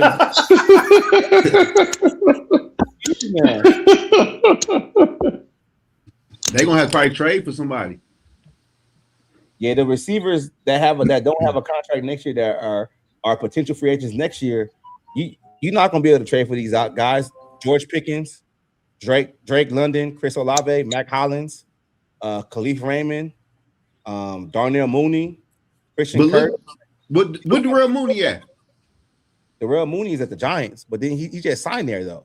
I think he only signed a 1-year deal. These are free agents for next year. Yeah, right. But I'm saying though, the Giants got wide receivers though for real. But they just gave him money. He just left Atlanta to go to the Giants. Oh, he's not leaving there. Who do the Giants? They have what? Malik Neighbors, Darnell Mooney. They got another young receiver too though. Wandale. And they got Darius Slayton. Yeah, him. Yeah, it ain't really nobody that's gonna be. They gotta be somebody though. Josh Downs, you can trade for Josh Downs. Oh, I fucking love Josh Downs. Indy. Yeah, Indy. He could be available. Elijah Moore. I like Elijah Moore. Where he Cleveland? Elijah Moore is in Philly. In Philly. Oh, Philly might get rid of him. They got a lot of fucking receivers. Yeah, Phil, I'm about to say Phil's gonna get rid of him. So They got Quez Watkins. He's kind of sucks though. He do. Yeah. I don't think any guys that you would try to trade for. Let's get Johnny Wilson off Philadelphia. He's like 6'7". He got drafted last year. That might be an option. Yeah, I don't think nobody is Available. on this list. The Vikings should have went out there and did that in free agency. Should have drafted one. They do got what free agency available right now? Nobody. Debo. Juwan Jennings. Juwan Jennings and fucking Eggs. Tyreek Hill. I mean, what about Hill? I mean, let's face it. I think they're gonna actually just roll the dice with the receivers they got now because they've been homegrown. I think that's a bad idea. Like they've been homegrown them for the longest now. So especially Todd Felton, I think it's time for Enders. My thing though is like my whole thing about it was the targets, like the overall targets, like the third receiver only got like 50 targets last year. So I'm just thinking like it's only 50 targets. But like I said, like what we do if Addison or yeah, I get that, but I do understand what you're saying from the insurance factor. Yeah, I just think the targets like the target ain't no. I'm talking what happened if they go down, they gotta miss a game or two. Then we got Todd Felton at the receiver one. We got Dylan Gabriel out there. Then I'm hearing D Woods. Dylan Gabriel. I hope we ain't got Dylan Gabriel out there. Dylan Gabriel, whatever that damn receiver name is, I can hear D Woods on TB Sunday night. I told you Kyler Murray was ass. I told you. I'm gonna say that anyway, though. Look at all the interceptions he threw. Yeah, he gonna say that anyway. He got Todd Felton as receiver number one. I'm gonna say that anyway. There's low-key some names that are out there that I kind of like, to be honest. And what free agents right now? Yeah, I wouldn't. Tim Patrick. I like Tim Patrick. I like Zay Jones. Patrick was a former Bronco, right? Bronco, yeah. Former Bronco. He played for the Lions, didn't he? And the Lions. And the Lions. Catches everything. Zoe, it's too close to Zay Flowers for Zoe. You ain't gonna like him. Oh yeah. Yeah, you ain't lying. Zay Jones, I was straight. Keenan Allen is out there. That'd be a good option. Now Keenan Allen, I could work. Yeah, he went crazy last year. A few games out. But like you said, D Wood ain't like they gonna do a lot. We just need some insurance. We got 50 targets a game, man. I mean, that's what I'm saying. We just need some insurance though. We do. That's my whole thing. I'm not worried about it. I'm more worried about and that's the whole thing with the Vikings team. They need a lot of insurance across the board at every position. You still think we do? Yes. The depth on this team is still bad. Probably, I'll probably say corner and safety is it for real. Quarter, center, defensive secondary for sure. We got centers. We got two. Who? We got Brandell and the one we just drafted, and we got the one from last year. Are you relying on the 7th-round draft pick? Oh, and actually, we got Chicago is. We got 3 because the kid that we signed from Dartmouth at tackle from Buffalo, they've been working him at center. So technically, we got 4. We got 4. We fucked. I think our line is good. Our line straight. Let's go get it. But remember, Zoe, if you got 4, you have none. No, but no, I'm talking about the depth part. Like I just think we need more corners and safety. That's it. I think the secondary is a top priority. I would sign a couple of more. You gotta upgrade that O line. You gotta have depth on that O line too, especially after we went through last year. You gotta. But damn, we picked up what 2 tackles, didn't we? Well, no, the one we drafted, the one we signed as a free agent, they're gonna move to center. The Ivy League kid, he's a center. He's been working out at center. Well, Brandell plays something on the O line, don't he? Brandell, he plays all the positions. That's what I'm saying. I don't know. I think our line with the depth is straight for real. You still need a couple more pieces. Yeah, but damn, a couple more. But damn, it's only a 53-man roster. Y'all do know that, don't y'all? But you know what, Zoe? Do you want your guy to stay up healthy this year? You're right. You're right. He's just gonna get baked in his excuses. But now, since you put it that way, though, I'd rather they put it on the secondary. That way, the offensive line sucks. K. Murray gets knocked on his ass and gets put out for about 6 games, and we don't got to deal with him. So there. Then JJ come in. Then y'all. Damn, everybody wins. I'm telling all your Michigan fans, you done turn your back on a fellow Wolverine. I didn't turn my back on them. Yes, you are. You turn your back on a fellow Wolverine, man. I never thought I would see the day, bro. When Joe turned his back on his Wolverines, man. Because they brought in he gave up his Michigan guy for a midget. No, he gave his guy for a Sooner. That's what he did. Listen, man, he gave his guy for a Sooner. Yeah, he gave his guy up for a Sooner. Hey, JJ ain't go, bro. He's still under contract, man. He be all right. Hey, what they say? A minor setback for a major comeback. Yeah. Every man should take a step at least once in his life. This is what this is, man. Just a little setback. We're gonna see. We're gonna see what that comeback gonna look like. That's all. Put it this way: if all of a sudden we're on air and all of a sudden you hear Zoe say "Boomer Sooner," you know what's up. Boomer. Oh, I never say no shit like that. That's my first time hearing that one. I never say that. No, I ain't going that far. But no, ain't that though. I've always been a Kyler Murray fan. I just feel like Arizona was just a bad match for him. Okay, I can see that. Arizona's a bad match for anybody.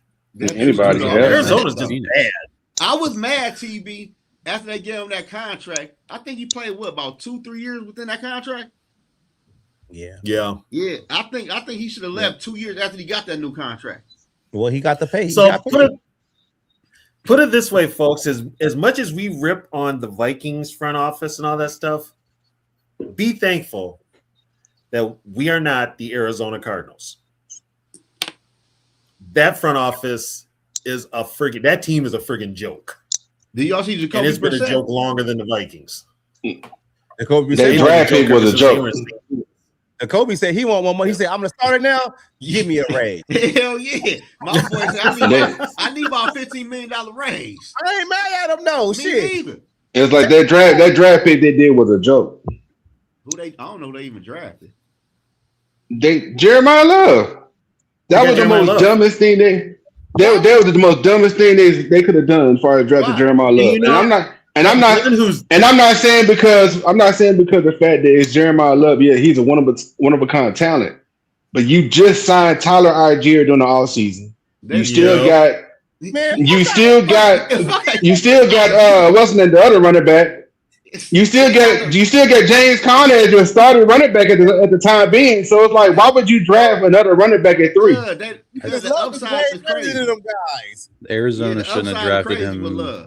They shouldn't have drafted him. No. Running back is not a position you take when you're rebuilding a team. Exactly. Exactly. They're gonna do what the Raiders did. The Raiders took Gentry last year, and then you know what they did? They took their quarterback. Yeah, so now they got him in house. I don't know what the hell y'all talking about. Yeah, I like it. Because as soon as you get that quarterback next year, he got a dog ass running back. They're gonna be straight. Nah, I don't know. With what offensive line? You gonna do that? With what offensive line? You can do that in the offseason and through the draft. Yeah, see the wrong thing about you, T. You ain't got no sight, bro. No vision.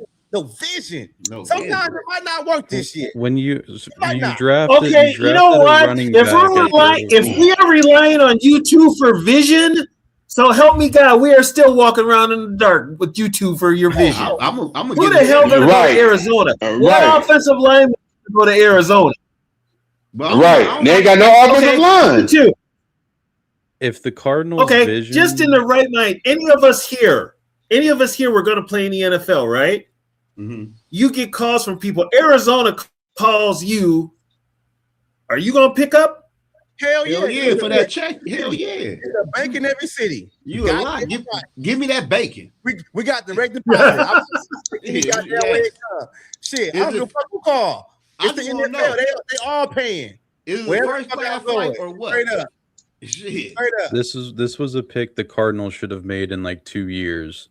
Because you just signed a running back to $50 million guaranteed, and you're going to be 50 million exactly. Lucky to get 4 or 5 years. $50 million guaranteed to a running back when 50 you need mil. Team. So what? 50. Oh man, Algier got 50. No, Love got 50. Oh yeah, but how much Algier get? enough for him to go 12 or 14. He got a guaranteed contract. That ain't shit though. 12 ain't. Yeah, shit. It's not even about who all is there at the running back position. It's about who's not there on the rest of your team. There's nobody there, and you drafted a running back. Running back is a luxury pick. So that means he's gonna get a lot of carries. And then well, you know what? If you think about it, and then when made it so bad, they told RG that he was going to be the starter when he got there. Well, he still could be. Yep. But here's the funny part. They're putting this team together like it's the 1970s when you put together a ground game before you put together a passing game. And so everybody's looking at it now like, okay, what the hell did you do that for? They got the right frame of mind. They're just 40 years in the back. Name 4 players on the Cardinals defense. Mac Wilson. Cardinals got a defense? Yeah, exactly. They got Will. They got, Will Johnson over there. And Mac Wilson. There's 2. That's 2. That's 2. They got Buda Baker over there too. There's 3. That's 3. Baker's still there. Baker's still there. Damn. That's who I thought was going to be the first. Yeah, I know who they got over there. See, now we're struggling, and that's the issue. They have no premium edge rusher, and they took a running back that they're going to run into the ground before their vision can unfold. Man, you don't need no exactly. Hey, where you get that, T? Where you get that little Viking belt from? Probably WWE.com. No, my wife, rest her soul, she had ordered me this right before she passed away, and this was like the last thing that she gave to me. So yeah. So this was like the last thing she bought me. So that's fire. That's what's up. The Vikings. I was actually like WWE. I remember. So like I was actually supposed to get it on my birthday, and I got it like a month later. So damn, that's nice. That's nice. I remember Clinton Portis used to wear that shit. You know, when he was playing Denver and shit, he had that belt because he was a Russian champ back. Oh yeah, yeah. Where you from? Where you from? Your school or some shit? He's a Hurricane, man. Of course, man. I already knew the way he was talking about him. It was too much going on TV. It had to be a connection somewhere. Whatever, man. Whatever.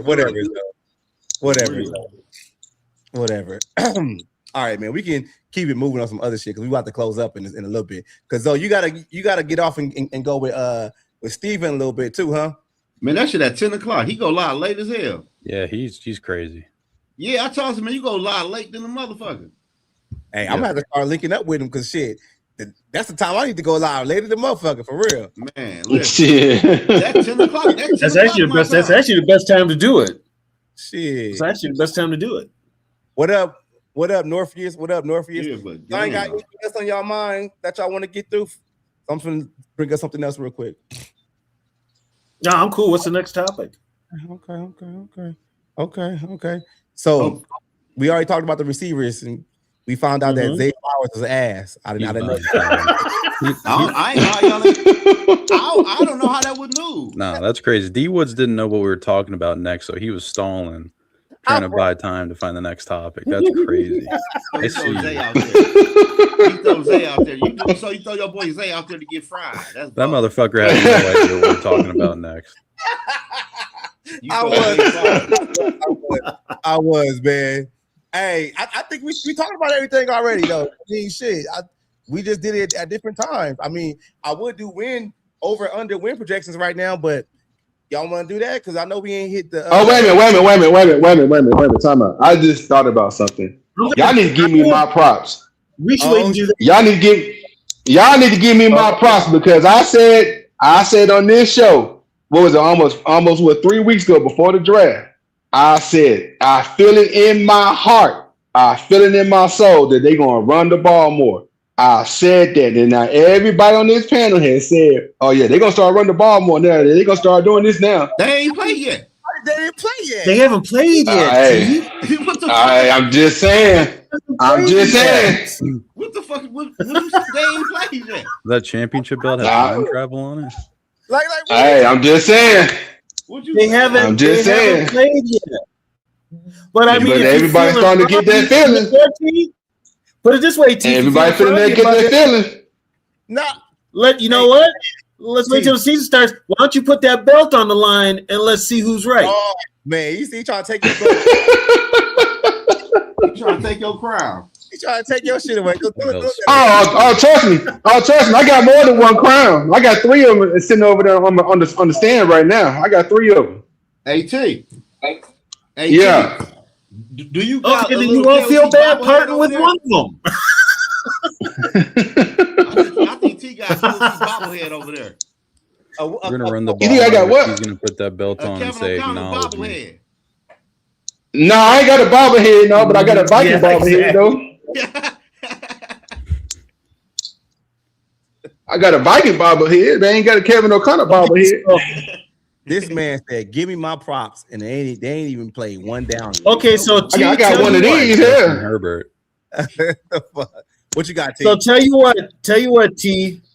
Here's what'll happen if the Vikings run the ball more this year than they did the last few years. We will acknowledge you. How does that sound? That means sounds like a plan to me. We'll just say hi and bye. That's it. That's it. That sounds like a plan to me. Because I mean, we talking about Kevin O'Connell here. He's been saying for the past couple seasons they're gonna implement more run scheme. Like we gonna have to wait to see that shit happens, bro. For real, man. You see how next topic. Yeah, I'm done, bro. I'm Good done. grief. How many? Then you got another one? Another what? He got another one. Oh, you a rap? Yeah, this is when it came today. Oh, you a that you want to talk about the knowledge. He's a wrestling fan. Yeah. Oh yeah. I ain't do the rest. Hey, T, we're having SummerSlam up here. They still didn't put the prices for the tickets out. They said they went on sale like I think this week. Yeah, I don't know how much they are. I don't even know who the Yeah, they said they're gonna. It's for 2 nights. Yeah, they said they going on sale or something like that. So when is SummerSlam? Money was good, man. What y'all pure lying August about, 1st and man? 2nd. August 1st and 2nd. Yeah. It's 2 days now. Who lying? Yeah, D-Money. This the first time in 2 days. Zoe said he'd rather have Zay Flowers than Jamar Chase. Mm-hmm. Yeah, he said that shit. What? Who said that? That's what Zoe said. The guy right here. That's what Zoe said. He would rather have Zay Flowers. Zoe I ain't said. say no shit like that. Nah. Hey, D-Money. D-Money. Do you feel like Zay Flowers is number 1 wide receiver? By default. Thank you. I like that. Thank you. I like that. It's the same shit we said though. No, you said he was good. He is good. He a top 10 receiver in the league. He would be better. Zay would be better in a different system. They don't use him right in Baltimore. Yeah, because he's a little gadget slot receiver. That's all he is. Nah, he's not. Yeah. Receiver, bro. Let's not say that. Well, the fact Derrick Henry changes that offense big time. So he's not going to get the targets like I said. You have to. You got Zay as your number 1 damn target. Oh, Jesus Christ. Shit. The fuck we about to air it out for? That would be crazy. So hold on. Would you rather have Zay or St. Brown? St. Brown. They want Zay though. Of course, he's gonna take a Detroit guy. I'd rather take St. Brown. You don't think Zay could do the same thing St. Brown does in that offense? I think hell no. I think it'd be close. He can't catch like Brown. Amon-Ra's way more of a slot guy than Zay. Yeah, his route running way better than Zay Flowers. Come on, I don't know about that. But. come on. Zay Flowers top 10 in the league, bro. Top 10 in the league. I think by default. Exactly. By default. But the people on that list, All these other guys, I'm not really big fans of. Go ahead, you would take them over Zay Flowers. Who? The other 3 people that behind Zay. Who are you talking about? I mean, who are these other 3 people behind on the list? Yeah, it's hold on. But first off, D-Man, he going off of receiving yards. Yeah, that's what counts the most. What? No, so no. What three he talking about though? I forgot the name, but you for sure will take him though. Yeah, that's how confident I am in the list. I forgot. Maybe I'm gonna bring the list right back up. Shit, I'm bringing the list right back up because y'all tripping, man. All this Zay Flowers hate, bro. That reminds me, we need to call up the Jets and free the fuck out of Garrett Wilson. Garrett Wilson's so fucking good. Garrett Wilson is great. I'll take Garrett Wilson right now. All right, so the three people under Zay Flowers in the top 10 is Chris Olave, Nico Collins, Jameson Williams, and CD Lamb. You're lying. That's yardage. Yeah. No, I'm not. I'm talking about Zoe. He's lying about taking Zay over some of those guys. No, I'm saying you would take them. No, I'm saying you would take them over Zay. I wouldn't. No, you wouldn't. I wouldn't. CD Lamb? CD Lamb is top 10. What are you talking about? Yeah, CD Lamb would have Zoe, been. we're agreeing with you, Zoe. Oh, yeah. Okay. I don't take Nico Collins over Zay Flowers. Okay, my bad. You take who? I don't know if I'm taking. I take Nico Collins. I don't know. If I take Nico Collins over Zay Flowers. Because he's tall. I got one for you. Nah, because he can produce. So D Money. Because he's tall. Hey. No, he can produce. He got one route. He can produce. He got one route that he run in Houston. That's straight. But D Money. Would you take Zay Flowers and Bettman?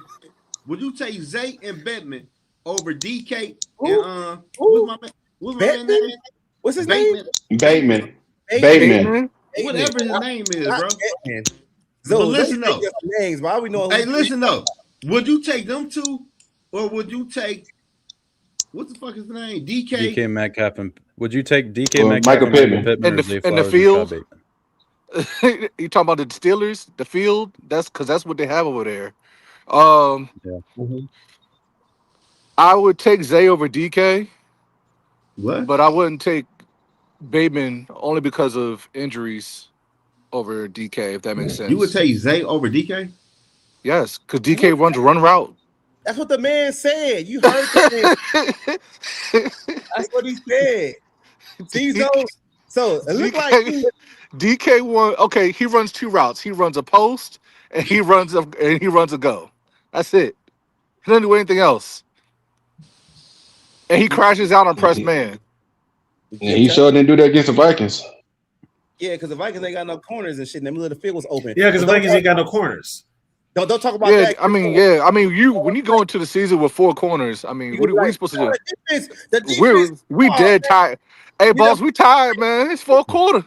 We've been no sir, please. Sorry, I mean we got Jay Ward for you. That's all we got for you, man. That defense top notch, right, Zoe? We ain't got no holes on defense. That's defense can't do no wrong. That's what we got for you, man. You got y'all better hit the bike over the offseason. Hey, we got to deal with the scraps. We got to deal with the hand we give it, man. What do you want me to say? Nah, man, you got to sub at some point, man. That's ridiculous. We can't call no subs because we ain't got nobody behind us. No, D Wood trying to be funny. He's just trying to be funny, D Money. I'm just calling it how I see it, man. That's it, man. Oh, what are the UDFAs y'all think is going to possibly make the starting job or you actually get a role? I said Dylan Bell as the third wide receiver. Third? Mm-hmm. I won't say. Y'all think Bell? You think Bell's going to take over time? Make the team. Interesting. I you know what? Something tells me he is. Ty Felton is not that good. Okay. What about his counterpart? Was it Knotts? Is that his name? Yeah. Yeah. You think Knotts is better than Ty too? I don't know about that one. Ty, just like his success rates against coverages in Maryland were bad, and with Dylan Bell, he can't run a route either. So it's like you got to sign. If they don't sign someone, one of them guys is going to be running a lot of post patterns. Let's just put it that way. Mm-hmm. What about the other corners or the safeties? Y'all think any of them going to make it? I like Marcus. I think a little bit. Wouldn't shock me if they. It wouldn't shock me if they keep Scooby Williams because he can also play a little safety, but he's a linebacker. Yep. Scooby probably has the insight. What the hell happened with Scooby? Because Scooby, I think Scooby been in school too goddamn long. Yeah. He was a returning. Mysteries. He was a returning senior last year, wasn't he? Yeah, I think so. The 5th-year senior. Yeah. Was he getting NIL? Was he getting NIL money? Hell yeah.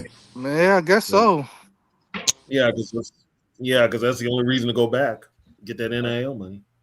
Yeah, 'cause, I mean, if he was really as good as everybody say he would have been in the draft already, right? NIL How old is he? Scooby, I got to be at least 25. Dang. Yeah. He's old. Yeah, he old. They got a Yeah. family That's going on. really not that old, but I'm saying Well, it's not. So coming out of college, yes. You know That's why? Because when you come out 25, 26, coming out of college, you're much closer to your ceiling than somebody that comes in at 22, 21. But shit, you mess your money up. You ain't gonna get really one good payday. That's going to be happening more often because of NIL. Kids staying in school because they're more there. Yeah. Oh well, But shit. It may make the kids are going to product stay better. in school more because of the NIL. But look though, at 25, you get another contract of probably about 28? 28, 30. Yeah, 28, 30. Yeah, but then your next 28, contract 20, 29. Yeah, but then your next contract is gonna be your last payday. Sure is. And it may not be a big payday. Exactly. Because I'm be like, you old. Exactly. Yeah, like shit. What you mean? Don't get injured in that time frame. That really gonna fuck their money up. Shit, Right. By the time people turn 30, Exactly. shit, there, Or we gonna lie on this. We're gonna lie on this contract, and all your money gonna be backloaded, and we're gonna trade you by the time it hit. Nah, man. These kids coming out way too older now, man. It's just different. Give that. It should be an age limit, though. Give that Ezekiel Elliott contract. I don't think it should be an age limit. I think they should do some shit to where it's like how many years you graduated high school or some shit like that. That's a better way of doing it. Because people can manipulate the age situation. Like if you graduated fucking 4 years ago or 5 years ago and your ass still in college, nah, man, you gotta. The Carson Beck played 6 or 7 years. Well, that's the other problem, dude. Like sometimes, man, like the tread on the tires is different too, though. Like with quarterback is different because quarterbacks, you know what I mean. But if you like any kind of skill player, your tread is like, you know what I mean. We kind of, them legs ain't, it's just different. They ain't turning like they used to. Nah. The government is trying to That's why crack down running back on is such a on the NIL running back situation? is such a position.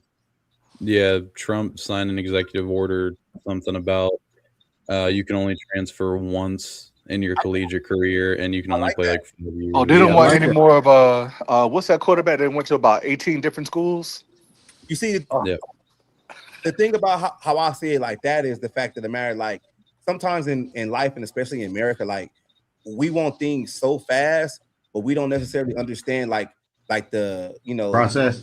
Yeah, the process of it. Like I always say the analogy like with music, right? So I was in music for a long time, right? Like we all wanted our music like now. So then we got there to the point of the streaming, but now streaming's here and that's what we use. So nobody has physical CDs anymore. Nobody has anything physical no more. But nobody never thought about that's going to replace the next thing. And same thing with the NIL. Like all these players got to get paid, but they're getting paid. But y'all didn't think about the other aspects of it. Now these kids are staying in school more, and now it's the ripple effect. And that's just what I see. Like in America, what we do is like we want that shit so fast. But here's like, the funny part of think about the outcome. Go ahead. But here's the funny part about that, D Woods. They want the players, you want to limit how much the players move, but you ain't limiting the coaches. Coaches too. I think they need to make the coaches do something too. Because I didn't like that. You can't try player empowerment and then get mad when they decide to exercise it. Can't do that. That's true. That's true. But it's true. They need more rules in that shit though. Some of these kids be staying in there. Didn't Carson Beck say he graduated already? He ain't been to class in like 2 years.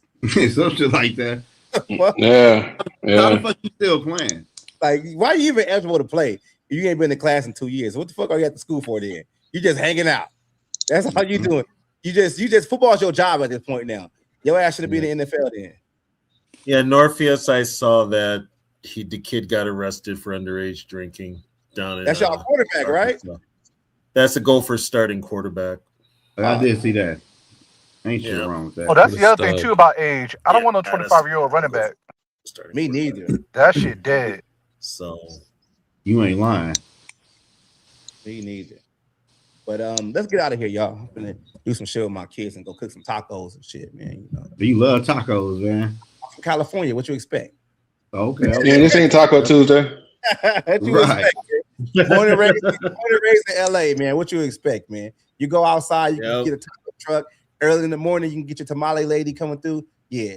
We got that shit here, though. We got that shit here in Southwest Detroit. Y'all don't. Y'all don't. Huh? Y'all don't. Y'all don't. Man, that Mexican town. Nah, man. Y'all ain't got it like LA, though. Probably not like LA. Exactly. It's what they say. It's something like that. What food is Detroit known for? Nothing. Deep dish pizza. Deep dish. Not deep dish. Deep Detroit. dish. Lamb deep chop. dish. Deep dish, like Chicago, like No, soupy pizza.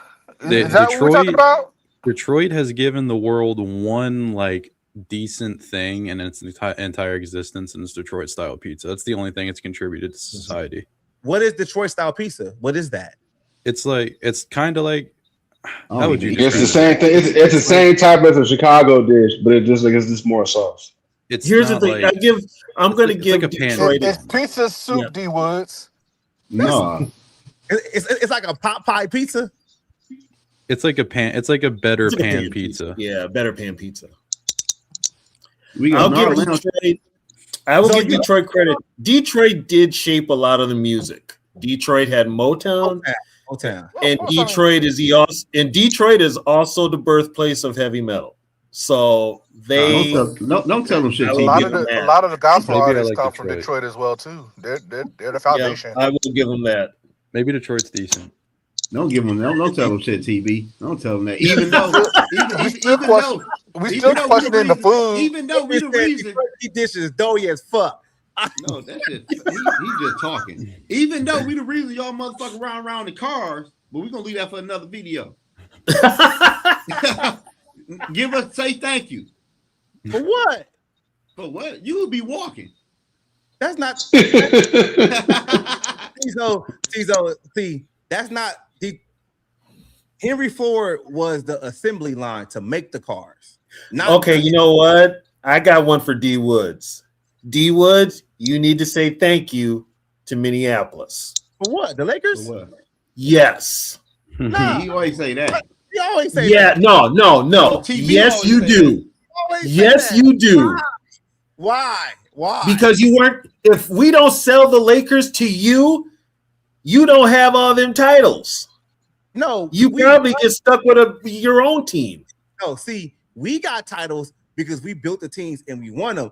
Y'all problem because y'all wanted to cheat with fucking Joe Smith and all them other shit that y'all did. Y'all couldn't win. I'm not talking about the Timberwolves. That's y'all fault. Don't get mad at me. The Timberwolves. I'm talking about the Lakers. I know what y'all want. They just beat the Nuggets. And I'm just telling y'all right now, we won those titles. You won those titles, but your titles also count the ones that you won in Minneapolis. We don't gotta count those. If we take those away, we still got more than y'all. That's because we didn't have a basketball team for 40 years, dude. That's a low bar. Come on. We didn't have a basketball team for 40 years. It's like saying I can outrun somebody. Hey, y'all know y'all always in y'all time. Y'all know that, right? I know I am, man. Because I just think Minnesota. Y'all all. It's not even that. It's not even that. It's y'all wasting y'all time with this whole basketball stuff because y'all know OKC Thunder's gonna repeat. Oh yeah, for sure. No, they not. Yeah, they are. Yeah, y'all. Yeah, it's they're bringing the second title back to OKC. And then the Clippers and gave him another draft pick. Oh, hey, another one. So all y'all in different cities. Do y'all got Coney Islands in y'all city? Yeah. Yep. We got something similar. We got Santa Monica Pier. Yep. Okay. I know one thing y'all ain't got down there is called a Bronx. Santa Monica Pier is great. What? What? Tell him again, D Money. Tell him again, D Money. Santa Monica Pier is great, especially when you get your funnel cakes. Come on, man. other ones though. It's so many other ones in here. You can go to the ones in San Diego, Dana Point. You can go to the Redondo Beach Pier. It's a lot of beaches out here, man. San Diego's beautiful, by the way. You know, of course, it's California, man. You know, it's just expensive, man. You got to pay for the weather. It's highly expensive, man. It's highly. I got a friend that lives in Burbank. California though is basically its own. It could be its own country. Oh, Burbank, really cool. Where they make the movies at? Don't tell them that. They won't act like Texas. Yeah, my Burbank friend he helped write on Ghost Power Book or something. Yeah, I don't know if you ever heard that show. Yeah, but y'all motherfuckers love Trader Joe's. That shit is crazy. Trader Joe's, man, you get the best popcorn, man, in the bag, man. What you talk about? You ever had some Trader Joe's popcorn before? I've never been in a Trader Joe's. I've only been in Trader Joe's once. Trader Joe's popcorn is very good. Trader Joe's, man. The evil twin doesn't lie. The evil twin doesn't lie. I'll take my Virginia ham and cigarettes over your Trader Joe popcorn. Nah, I take my bronze ice creams over that. So what ice cream? Bronze ice cream. Look it up. Called Bronze ice cream. Brett, you in Virginia? Yeah. How come you ain't tell me that? Where you at? I thought everybody knew that. Before I get out of here, y'all, I gotta say this. D Wood made a comment, and you were right about the cars somewhat, but you know we did our thing. But I gotta say this. Y'all can say thank you. Y'all can say thank you now or say thank me later. We was the first city with a mall and with freeways. On that note, I'm out of here. I love y'all. Yeah. What you Y'all food is still trash. Malls were really cool 20 years ago, like the Pistons. Yeah, exactly. Yeah. Hold on, wait. Timberwood gonna say that? We ain't never gonna eat that. We got the biggest mall in the world. Exactly. And it's completely useless. What I'm saying, where did the first mall come from? The idea. Thank you. And how can are Androids better than iPhones? Android did it before iPhone. iPhones are better. No, I say Android. I hate my iPhone. iPhones ain't been shit.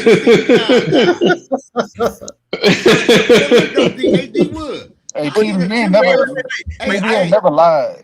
Them big malls are useless nowadays. They are. They really are. Hey, you say what? You do all your podcast shit on the MacBook. But look, dig this. Hold on, but dig this though. Hey, look. Hey, how can a Timberwood take a shot at a Piston? I don't give a fuck about the Timberwolves like that. I'm not a Timberwolves fan. You need to thank my state for Ben Wallace. Actually, you should be thanking me. Thank you. You're welcome. Big Ben was good looking. You only got one of them though. I don't care. We dog walked y'all. Bullies y'all. Hey, just bring them out to OKC. Bring them all over to OKC. Just bring them all down to OKC. Y'all be all right. Hold on. Hey, D. Here we go. How you got D keep on talking about the OKC shit with a bullshit NBA right now? Why is bullshit NBA right now? NBA sucks. The NBA is bullshit. Yeah, it is bullshit. Thank you, B. I thought D Wood. I can't believe you, D Wood. Oh no. Why y'all saying that? Because they paying the players too much? You can't play. You know what it is? It's a style of play. Is just not. Yes, like what? It's a style of play. Praising that shit with the NFL ain't no better. I'm not, and I've already said I'm not a fan of today's NFL either. I'm ready to quit watching it because AD money. Why do you think NFL took over Christmas Day? Because the NFL is greedy. Well, NFL was NBA still playing on Christmas Day. The NFL anyway. But the NFL, what that Christmas Day belonged to the NBA for years, and then the NFL decided to take eyes off. Give of me that. Product. Give me like people took that. Just like they got NFL, just like they took Thursdays. Like NFL, just like the NFL is taking eyes off of shit that they shouldn't, like college football, high school football, and the NBA. They're monopolizing all the TV. Bernie Mac. What the great Bernie Mac say? Down their product. Fuck the and they're but they care about player safety though. My case in point for the NBA is Io Donsumo on the Timberwolves sat out for like a sore calf in a game 6 to eliminate the Nuggets. An NHL player on the Bruins played an entire series with a torn MCL off the bone. I will yell NHL over NBA all day long. And it's not a race. NBA horrible. I don't know why Tiki want to talk about OKC. Hockey's been booming lately. I'm not gonna lie to you. Yeah, hockey coming back. And Minnesota is really a hockey state. It's a LeBron Losing James. the North Stars didn't help. In the Losing the NBA. Stars didn't help. But Minnesota's a hockey state. That fucking player, that player empowerment, LeBron James and shit, bro. It's like it's just too much. Like LeBron James saving the NBA. Don't ever say that about LeBron James. LeBron James ain't saving the NBA. He's bro. saving the NBA. He got the NBA on his back. No, stop doing it, that. We can't do that, man. On his back? On his back. Get the fuck out of here. They're gonna fight. They're gonna fight. He got he LeBron got James. No, LeBron James is better than Steph Curry, bro. Huh? Actually, shout out to all you guys. I got to hit the road, but it was great talking to all of you. Now. He's talking Take care, you guys. LeBron James is better than Steph Curry. Stop the cap. Hey, hit that thing. You got that bitch. Hit your little. No, real talk though. How many times Steph Curry beat LeBron James in the finals? Well, once, twice. LeBron James beat him once, so that means he better. Wow, that was some kid shit you just said though. He beat him like you heard the way you said that though. But it's facts though. It's facts. You right. He Steph did. Curry is better than LeBron James. You right. He had to get KD there to beat him, and they took him down. So you right. Still beat him though. You right. But he's not better than LeBron. But then he beat him without KD before too. But Steph, hey, Zoe, he beat him twice without KD. Like so is LeBron better than Michael? No, he ain't better than Michael. He up there though. Okay. He top 5 though. He ain't even. Because this top 5 make me mad. Who better, LeBron or Kobe? Choose wisely. Kobe. All right, I'm out of here. I would say LeBron right there though. LeBron right there though. I would say Kobe, but LeBron, he top 5 to me though.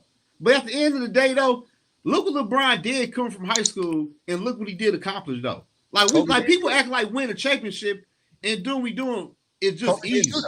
Kobe did too. Kobe got 5. Kobe ain't had the expectation like LeBron did though. Yes, he did. No, he did not. Who said that? Man, LeBron James ain't better than Kobe. No, he's not. But that's cool though. You still a good player. Okay, put it like this though. When you see kids out there playing street ball or throwing shit in the trash can, they never say LeBron. They say Curry. They say Curry. They say definitely Kobe. say Curry. I ain't never heard Kobe. I ain't lying. I never heard Kobe. They say Kobe. It used to be Kobe. Used to be Kobe. It never was LeBron. It never was. LeBron game is different. See, now you're moving the goalposts again. No, man. I said Kobe, bro. But at the end of the day, like only thing I hate when people trying to ignore the shit LeBron is doing because I'm not ignoring him, but he's not greater than Kobe and he's not better than Steph. He better than Steph. No, he's not. He better. To me, he's better than Steph, bro. He's not better than Steph. He's not better than Steph by at least a mile at least. No. Explain to me why he's not better than Steph. When Steph Curry had every kid trying to shoot a fucking 3. Every kid how they mindset on how they want to play the game. Nobody came into the game talking about they want to play LeBron. They can't nobody do what LeBron do. Nobody. Nobody can do what he do. What did LeBron do best? Ball. He a dog. He ain't better than Curry though. But LeBron, he get more people involved. Like Curry, I like Curry. I'm not about to put Curry down. But at the end LeBron is a true actor. At the end of the day, though, I just hate how people are trying to discredit with LeBron. LeBron been the man since he came into the NBA, and he delivered. I wouldn't say he been the man since he came to the NBA. No, I'm saying.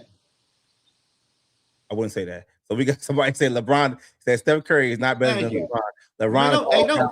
Don't say shit, Bliss, man. Let them have their moment. Steph Curry had a bigger impact on the game, and it's not even close. That's my point. That's my point here. It's the impact of the game. I think LeBron might all around be the best player of all time. But LeBron's not an all around better player than Kobe. No, he's not. He's not the best player of all time, though. I don't know. I'm gonna say this though. I never seen nobody fire my man LeBron up in the NBA before though. So I gotta say that. Never did what? I never seen nobody beat LeBron ass. I gotta say that. Tim Duncan did it. When he blow LeBron shit out? Jason He Terry lost did in it. the finals. Lost Blew to him his in shit the out. finals. Dirk Nowitzki did it. I don't remember that. I don't remember I that. think there's a difference between greatest and best. I think Michael Jordan is without a doubt the greatest. And then I think LeBron might be the best of all time. But I wouldn't argue saying Michael. Yeah, like you can't. But all I said though, huh? You said no T? No. No what? No. LeBron is nowhere near close to LeBron to Michael. He's not even close to Kobe. I agree with that. I agree with you. I won't argue that. He's LeBron because LeBron. Like, guess what? With far as Michael went to 6 straight finals and never lost one. He didn't go to that goes to the greatest argument. Talking about like the best individual player, it's hard to argue against LeBron. But I wouldn't argue Michael or Kobe or anybody. But you also got to remember, as far as in that time frame, there was nobody in that time frame close to LeBron as far as him playing, other than KD or Curry. And do y'all remember people saying KD was better than LeBron? I never heard that. I remember that. Yeah, I heard it. Thank you. I heard it. It was a small time. I always thought I heard it. I thought Melo was gonna be better than LeBron, but y'all saw how that shit came out. Yeah, I don't know what happened to Melo. I'm mad we ain't drafting Detroit. Detroit drafted his ass. That's what happened to Melo. Yeah, Detroit drafted. If Detroit drafts Melo, change the whole landscape of the NBA for that fucking 10 years, bro. You right about that. That fucked LaMelo career up. Yeah, he would at least had 2 championships. So how y'all feel about AI? AI is one of the best to ever do it, but he's not of that higher echelon. Like, but only reason I like AI though, bro, I gotta say this though, bro. AI brought that culture to the NBA. Yeah, I give him that. He was out there getting hair braided, wearing street clothes. Like, I ain't wearing no tie. AI one of my favorites, dog. He's from Virginia too. You're welcome. Yeah. Oh, good looking. Good. y'all got that swag out there. Mm-hmm. Okay. Let me ask you this. Let me ask you guys this question before you go out. This question's been bothering me for a little while. Who's better? If y'all are no. Who you say? No, but I'm gonna ask you this. Brev later, because I want to see what Brev say about it. I'm gonna ask this question. Let's just say KLC actually does get fired this year. Okay. Who would be the best replacement for him going forward? In your opinion? It depends, man. It depends who's better, but I like Sean McDermott. It depends, man. I can't because they tried it far as from a defensive coach and it didn't work, and then now they're trying it with an offensive coach. It's not working. So it's like that's not really true. You know, that's not really true though. T. They have been going back. How's it not true? They've been going back and forth. Because Kelsey really not an offensive guy for real. He just coached on. But still, he came from an offensive guy though. No, I'm saying that let me say that. Let me ask my question to Brev, man, because I'm about to go crazy. Yo, Brev, because I know what Brev is gonna say too, because it's gonna be his Virginia bias. Who's better, Cam Newton or Michael Vick? Oh, we talked about this the other day. I think the peak of Cam Newton is one of the best quarterbacks of all time. And when we talked about it, but Michael Vick is the GOAT. You know what? You know what? For that reason, put Tyrod Taylor over Cam Newton too. Fuck it. It's Michael Vick, my opinion. Give me Russell Wilson. I'll say Michael Vick. Because I'm gonna say this. I'm gonna say Vick because he changed the game. He changed the way quarterbacks play and like that. So I mean, we had running quarterbacks before, but we never seen a running quarterback like that as far as in a long time. I want to know what Michael Vick would have done in the years that he missed really badly. His cousin a hoe. Yep. His cousin a hoe? Hell yeah. Who was cousin? The one that snitched on him. His cousin snitched on him. His cousin snitched on him. Yeah, you're right. God forbid you have a couple dogs kill each other. Like, man, if you don't take that rap and do them a couple of years. Man, that shit always happened in the hood, you know. No, all the time. That's just Virginia, to be honest. That's why you got to do your dirt by yourself, man. Because I'm not I said Vic was stupid for that. Yeah, it's stupid for that. He deserved that shit, stupid ass. Yeah, that was stupid. It was stupid. Of course, somebody gonna tell. Somebody always tell. I was told in high school if I'm a sheriff, whenever you do a shit, 1 out of every 3 homeboys gonna tell on you. Yeah, that's true. That's how that shit work. 1 out of every 3. So yeah. But yeah, that question been bothering me for a while. We'll probably say that for next weekend, but still, that question been bothering me for a while. I can't give you a definite answer right now because I don't know what this team is going to look like next year. So I will always base it on like what the team needs is like during the offseason when that person got fired.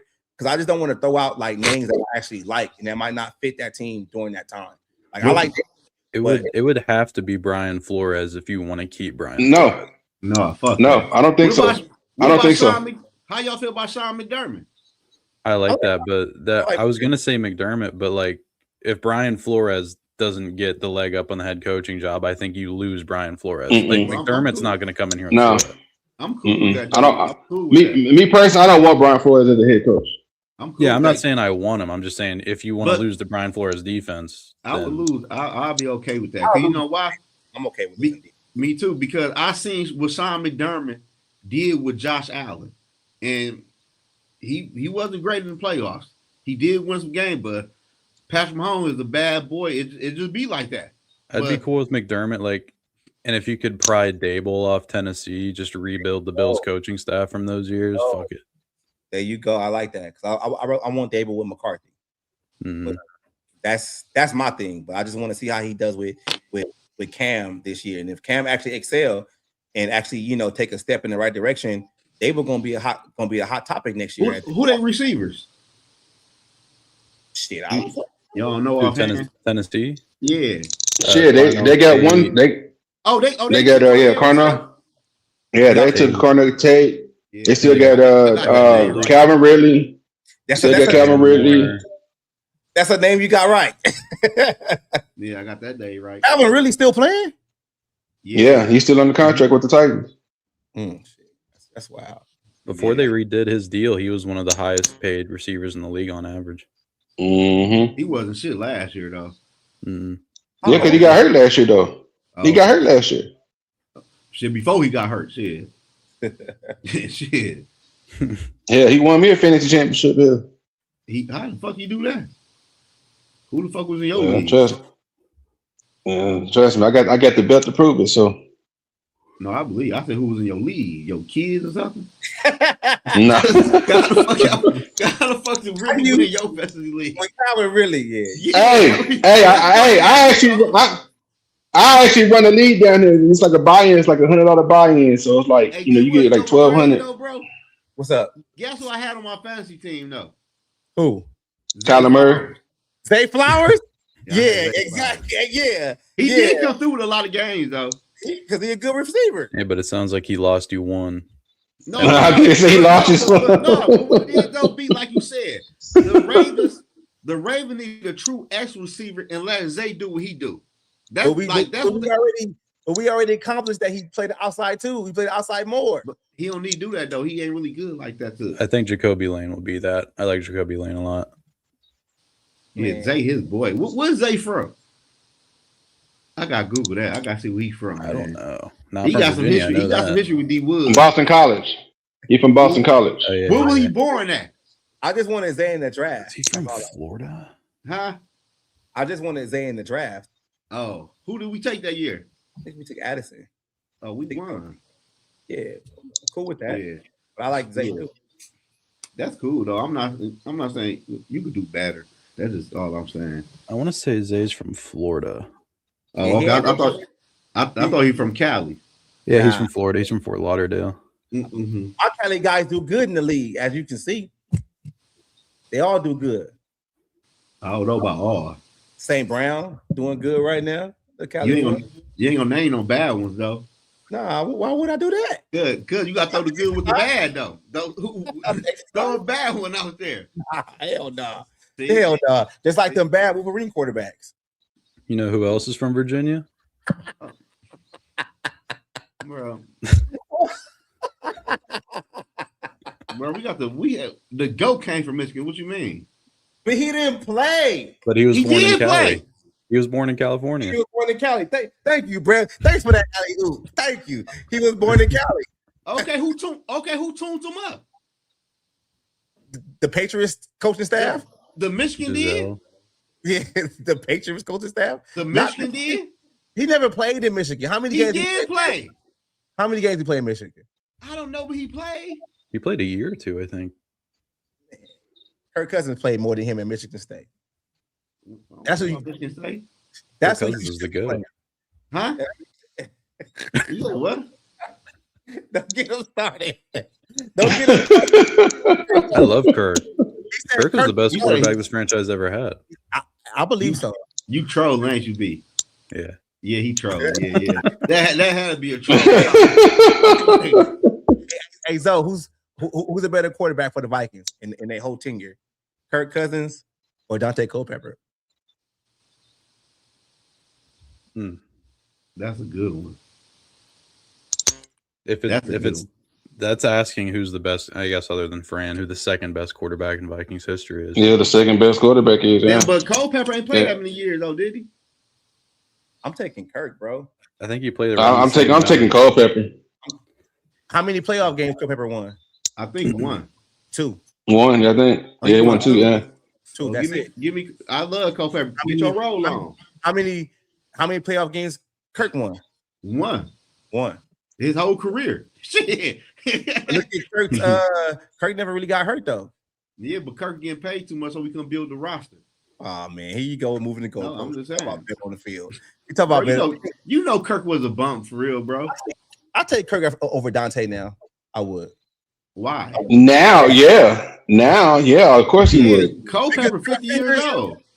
No, Kirk tenure is done. Dante is done. And comparing the two, I would rather have Kirk.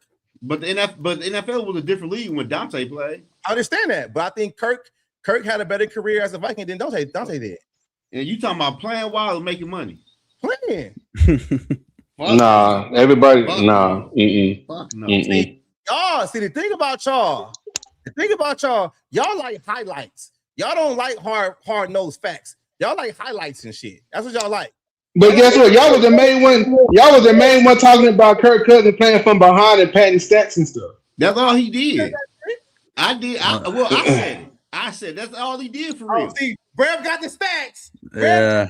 No. I can tell you right now. Her numbers close. Brev, numbers at the flow. Brev, go ahead, Brev. What is the stats, man? What's the stats? Her numbers way better. This is win-loss. So this is team success. Kirk Cousins was like 51, 39, and 1. Dante was 37 and 40. Yeah, okay. He lost more than he won. But still, though, overall, though. I'm telling you, it's Kirk. Kirk is better than Dante, man. For the Vikings. Kirk, telling the truth, Kirk was a borderline top 10 quarterback like the entire time he was here. Bro, how many? But see the part. No. Let's be real. See, D Wood's on bullshit though. He get on bullshit. Cause let's be real. We all know about empty calories, bro. I'm calling the whole thing out for what it is, man. Kirk was a better quarterback for the Vikings in his tenure than Dante was in his tenure. Off top, I'm gonna say Kirk. Dante. I think the garbage time thing for Kirk was way overblown because he won more than he lost, and we didn't get blown out ever that much except for like 2020, like COVID year. Yeah. Dallas game, and Dante got blown out in the fucking NFC title game, 41-0. With Randy Moss. But they didn't have a defense then, though. You say he got blown out? They didn't have a defense then. What you say though? At that time, the Vikings never had defense. The defense was bad the whole time. That whole fucking era was bad, but they were still winning games. You said Dante got blown out when 41 donut against the New York Giants in the playoff NFC title game. 41 donut. Kirk ain't never made to the fucking title game. That's enough said. That's enough said right there. I think Kirk was kind of set up to fail here. I think Kirk is set up to fail anywhere. Like, let's be real. What the fuck he ever done? Why you a Kirk Cousins hater though, man? No, I'm just because he came here and did nothing. We got 6 years of nothing, bro. Paying the quarterback. Me personally, I wouldn't go that far. I did like Kirk. I just didn't like the contract he got. Cool. Hey man, if you like the mediocre bullshit, that's cool. I'm not here to argue that. That's cool. But in 6 years, we ain't getting nothing. And what did Dante doing his time? You said he won 2 playoff games. As a staunch defender of the move that we made this offseason, what has Kyler Murray done in 5 years? 7 years. 19, 21, 24. 6 years. 6 years. The 6 years. The 6 years. But this should be year 7. No, answer the questions though. What have Kyler Murray done in his whole tenure in his NFL career? He ain't really do too much. He took Arizona team to the playoff and lost, but he with a bad franchise. But Kirk got a playoff win. Kyler was with a bad franchise. But did Kirk get a playoff win before he came to Minnesota? No, but he got one. He was with Washington. But he got a win though with Minnesota. So we got to see what Kyler do here. He ain't played yet. I think Kirk was set up to fail because Mike Zimmer fucking hated his ass. Because Mike Zimmer no quarterbacks, bro. we all knew that was a bad fucking doom fucking move.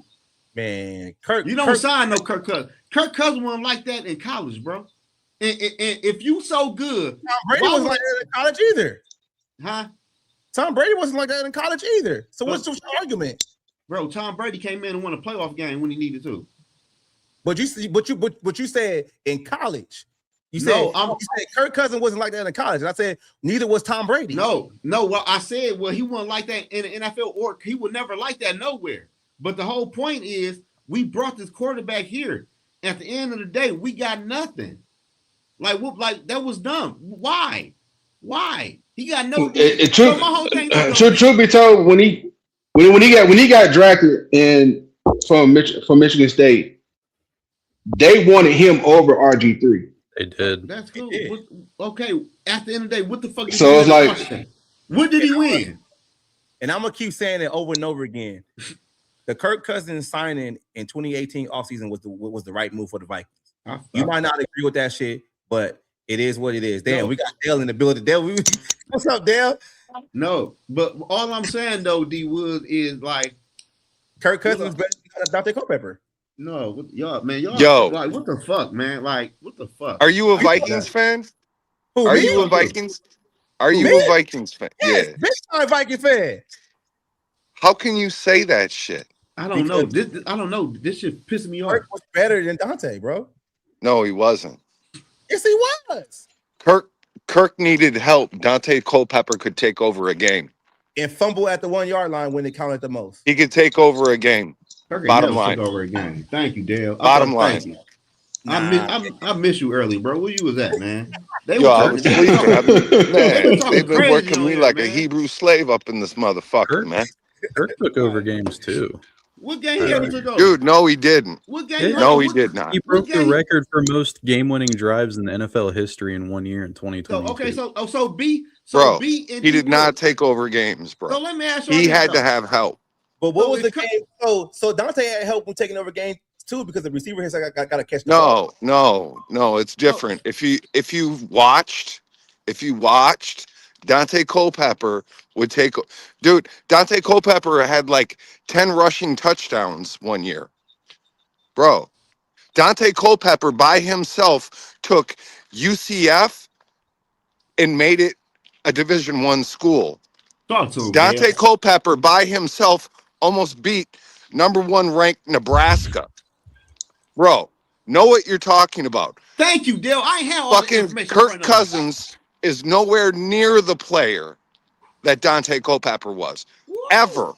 Whoa. Not even in his wildest dreams. Like, and if he thought that, and if you thought that, you should apologize right now. I'm not apologizing. You need to. So I'm not going to argue that much for somebody saying Dante better than Kirk, but saying it's not close. That's just. But B. No, it's not even close. But let me not ask even you close. Question, though. If Kirk was so highlights. No. If Kirk was so good, why didn't he get a long contract with the Redskins? Because they kept franchise tagging him along, and they're the Washington Redskins. Kirk is a check down fucking machine, bro. He would lose us games. His ADOT was always really high. He would never take a risk. Okay, let me see what Zoe got right now, because he said he got it. So B, you say they ain't giving him a contract because they the Redskins, right? Mm-hmm. A fucked up organization, and because he wouldn't agree to it. What's up, y'all? He has to agree to the contract too. Right, but it's a fucked up organization, in other words, right? Yeah. Right. So we're looking at Kyler Murray come from Arizona. Would you say that's a fucked up franchise? Absolutely, and I think Kyler's going to do well here. Okay. Well, you already knew he was gonna say that shit. No, I did not. I thought he was gonna. No, I thought it was gonna be different. I didn't. But I like what this guy said right here. He said Culpepper threw the ball up and couldn't really read defenses. Man, you say that about everybody, man. He said that shit about everybody, bro. He said that same shit. He said that he dropped that same comment down about 5 times, man. Well, I like it. I like his comment. I agree with you. I'm just saying, bro. Kirk Cousins was a better quarterback for the Vikings than Dante Culpepper was. You need to stop. Yeah, stop that nonsense, bro. Your credibility is going down. Yeah, you can't say it, bro. You can't say that shit on the Viking channel, bro. I want to believe in you, and you're making me not believe in you. Okay, what's going on here? I can't fight for you, Woods. What are you gonna do? You give Kirk Randy Moss. What are you gonna do? Nothing, bro. He was the man. Check that bitch down. That's not true, bro. He wasn't a check down merchant like that, man. No. The check down shit for Kirk was overblown too. He wasn't. No. Y'all right. You right. He only checked down the big game, so y'all right. That did happen. You right. In the Buffalo game, he tossed that bitch in the air in regular season. Come playoff, and Dante had a fumbling problem. Kirk Cousins' big game checkdowns has led him to a career that's double the length of Dante Culpepper's in the NFL so far, though. Exactly. And you know what's crazy, B? By you saying that, B, you know what's crazy by that? And Dante, to this day, still have more playoff wins than Kirk Cousins. That is true. Oh, my God. Just one. It don't matter. It's just one. It doesn't matter. Sometimes when you come. Hey, all right, wait a minute. Hey, Zo, guess what? Somebody's moving the goalposts a little bit. Yeah, they move just a little bit. Somebody moving the goalposts just a little bit. The goalpost. All I'm saying was it's just one. You making it seem like he got 5 playoff wins. What I'm trying to that's still one more than Kirk. It's two better than one. This is what I'm trying to say. Let me say this shit. I just look at why not? on the outside looking in, whatever, and you put both careers together. Dante had one great year, and the West was just like subpar at best. At best, that one great year at best. I'm just being real, and he never really won in the playoffs. He only got 2 playoff wins. It's not like it's fucking generational because it's not. Kirk got better numbers too. He got hurt. So what's more important? But what's more important? But what's more important in this situation? Playoff wins or stats? Thank you, T. Longevity. Huh? How? You ain't doing shit. Again, he's moving that goalpost. He's moving that goalpost. Kirk Cousins out there bullshitting around, man. He got the best ability. How? You ain't doing shit with him. So no. Oh my God. I want to make something. I want to make something. He's moving that goalpost. He's moving the goalpost. I want to cover my own ass because sports. This is my job and everything, so I have to be completely honest. I was like 2 or 3 years old when Dante was here. So with that being said, I didn't really watch Dante. Straight up goalpost movers. That's dope. Hey, B. If you watch Dante play, thank you, Brev. Thank you for being honest, Brev. Yeah. At least Brev is being honest. We got Woods over here capping and flapping. I didn't say it. What did Brev say? Since talking about sports and writing about it is my full-time job, I had to be the true unbiased writer that I am and admit that I was like 2 years old when Dante played. So my opinion does not weigh that much. Thank you, man. Thank you. Could D Wood will persuade a motherfucker. That's cool. D Wood persuade a motherfucker. Thank you. Hey, y'all. Don't be saying that shit around Dre, man. Dre will go fucking crazy over this topic. I'm telling you right now. Tell that next time he pop up, be like, you know what, Dre? Kirk Cousins was better than Dante Culpepper. Watch him hit the fucking roof, bro. Yeah, he would go crazy. Man, he'd be like, "Oh fuck!" I can't believe D Woods though. Dog. Dill got money, dog. He always out to eat. They'll tell him to get out of my pocket. That's it. Hey, you ain't noticed that D Woods? He always eating. He on live. It's like a nice restaurant too. That like not really nice. Not really. I can't Am I always out to eat? Yes, or you always eat. Yeah. You're always somewhere. Yeah, yeah. Well, I mean, I live in like everywhere, like walking distance, man. My daughter got company over and stuff. I was gonna cook, but You said fuck it, huh? yeah. Yeah, I got hear that. in a minute. I can't believe D was Dale. What about you, man? He shocked me, bro. I'm telling the truth. That's how I feel, man. I know. That's the shocking part. It's the truth. Who's our guy up in the right hand corner? What's his name? That T. That's T. T. He got bad. Nice to meet you, man. He a KLC. Oh, I've been on here before. You look happy. I've been on here before. Yeah, he a KLC guy though. He a KLC guy though. No, hey, no. Don't go there. Don't go there. If you rearrange, I always said it. Yeah, I always said the KLC, bro.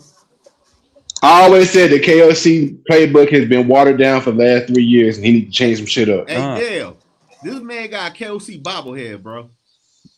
T, you said KLC won the championship back home. I didn't say that. No, I didn't never say that. Why are you doing that to your friends? Yeah, I ain't never said he was gonna bring a championship back to Minnesota. I never said that. They never had the mother. And what Zoe talking about, he talking about this right here. That's what you talking about, huh, Zoe? Oh, I thought it was my bad. I thought it was KLC. My bad. Nah, that's Victor, sir. Oh, okay. That's Victor.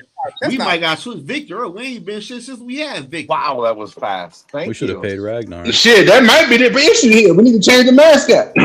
You ain't bullshit. Get a wing out there. Yeah. We need to go back to old boy when he was out there riding the bike. That's right. Yeah. You ain't like $20 million. We ain't been shit since money, so he had to go. That's who we need back. We was the shit when we had him. He on that little motorbike and shit going around the field. Yeah, going around the field and shit. Yeah, we ain't been shit since we had Victor in the building. Then he asked for $2 million to keep doing it. Man, give it to him. He brought us some luck. Hey, but damn, he ain't good. But AB, he ain't good for two. You done paid Kirk. I'm saying pay him. They should have paid his ass. Yeah, you should have paid. They should have paid him.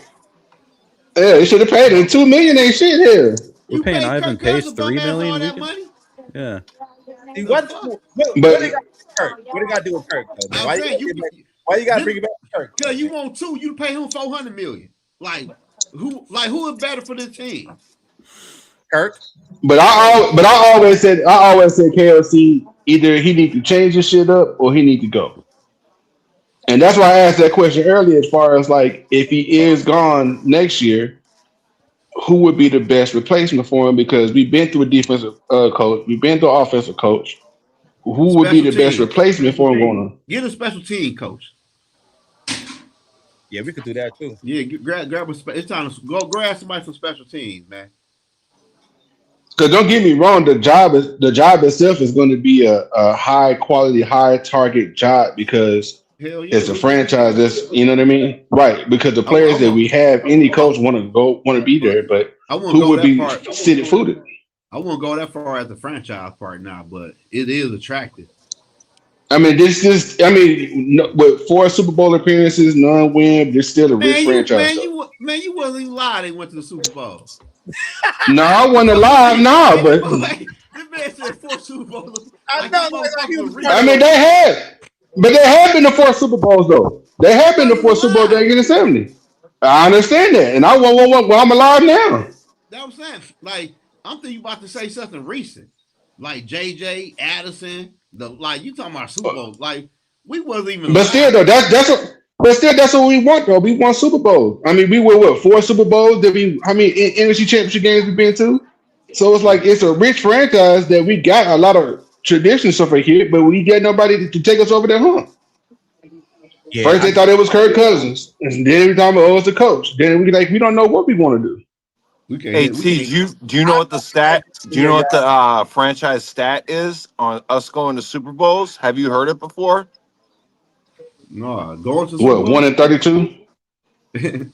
What it is if you take the top 12 winning percentages in the NFL, the Vikings are 4th and everybody in the top 12 has at least 2 Super Bowls. Yeah, not us. Yeah. Do you know what the odds of that are, man? They're like astronomical.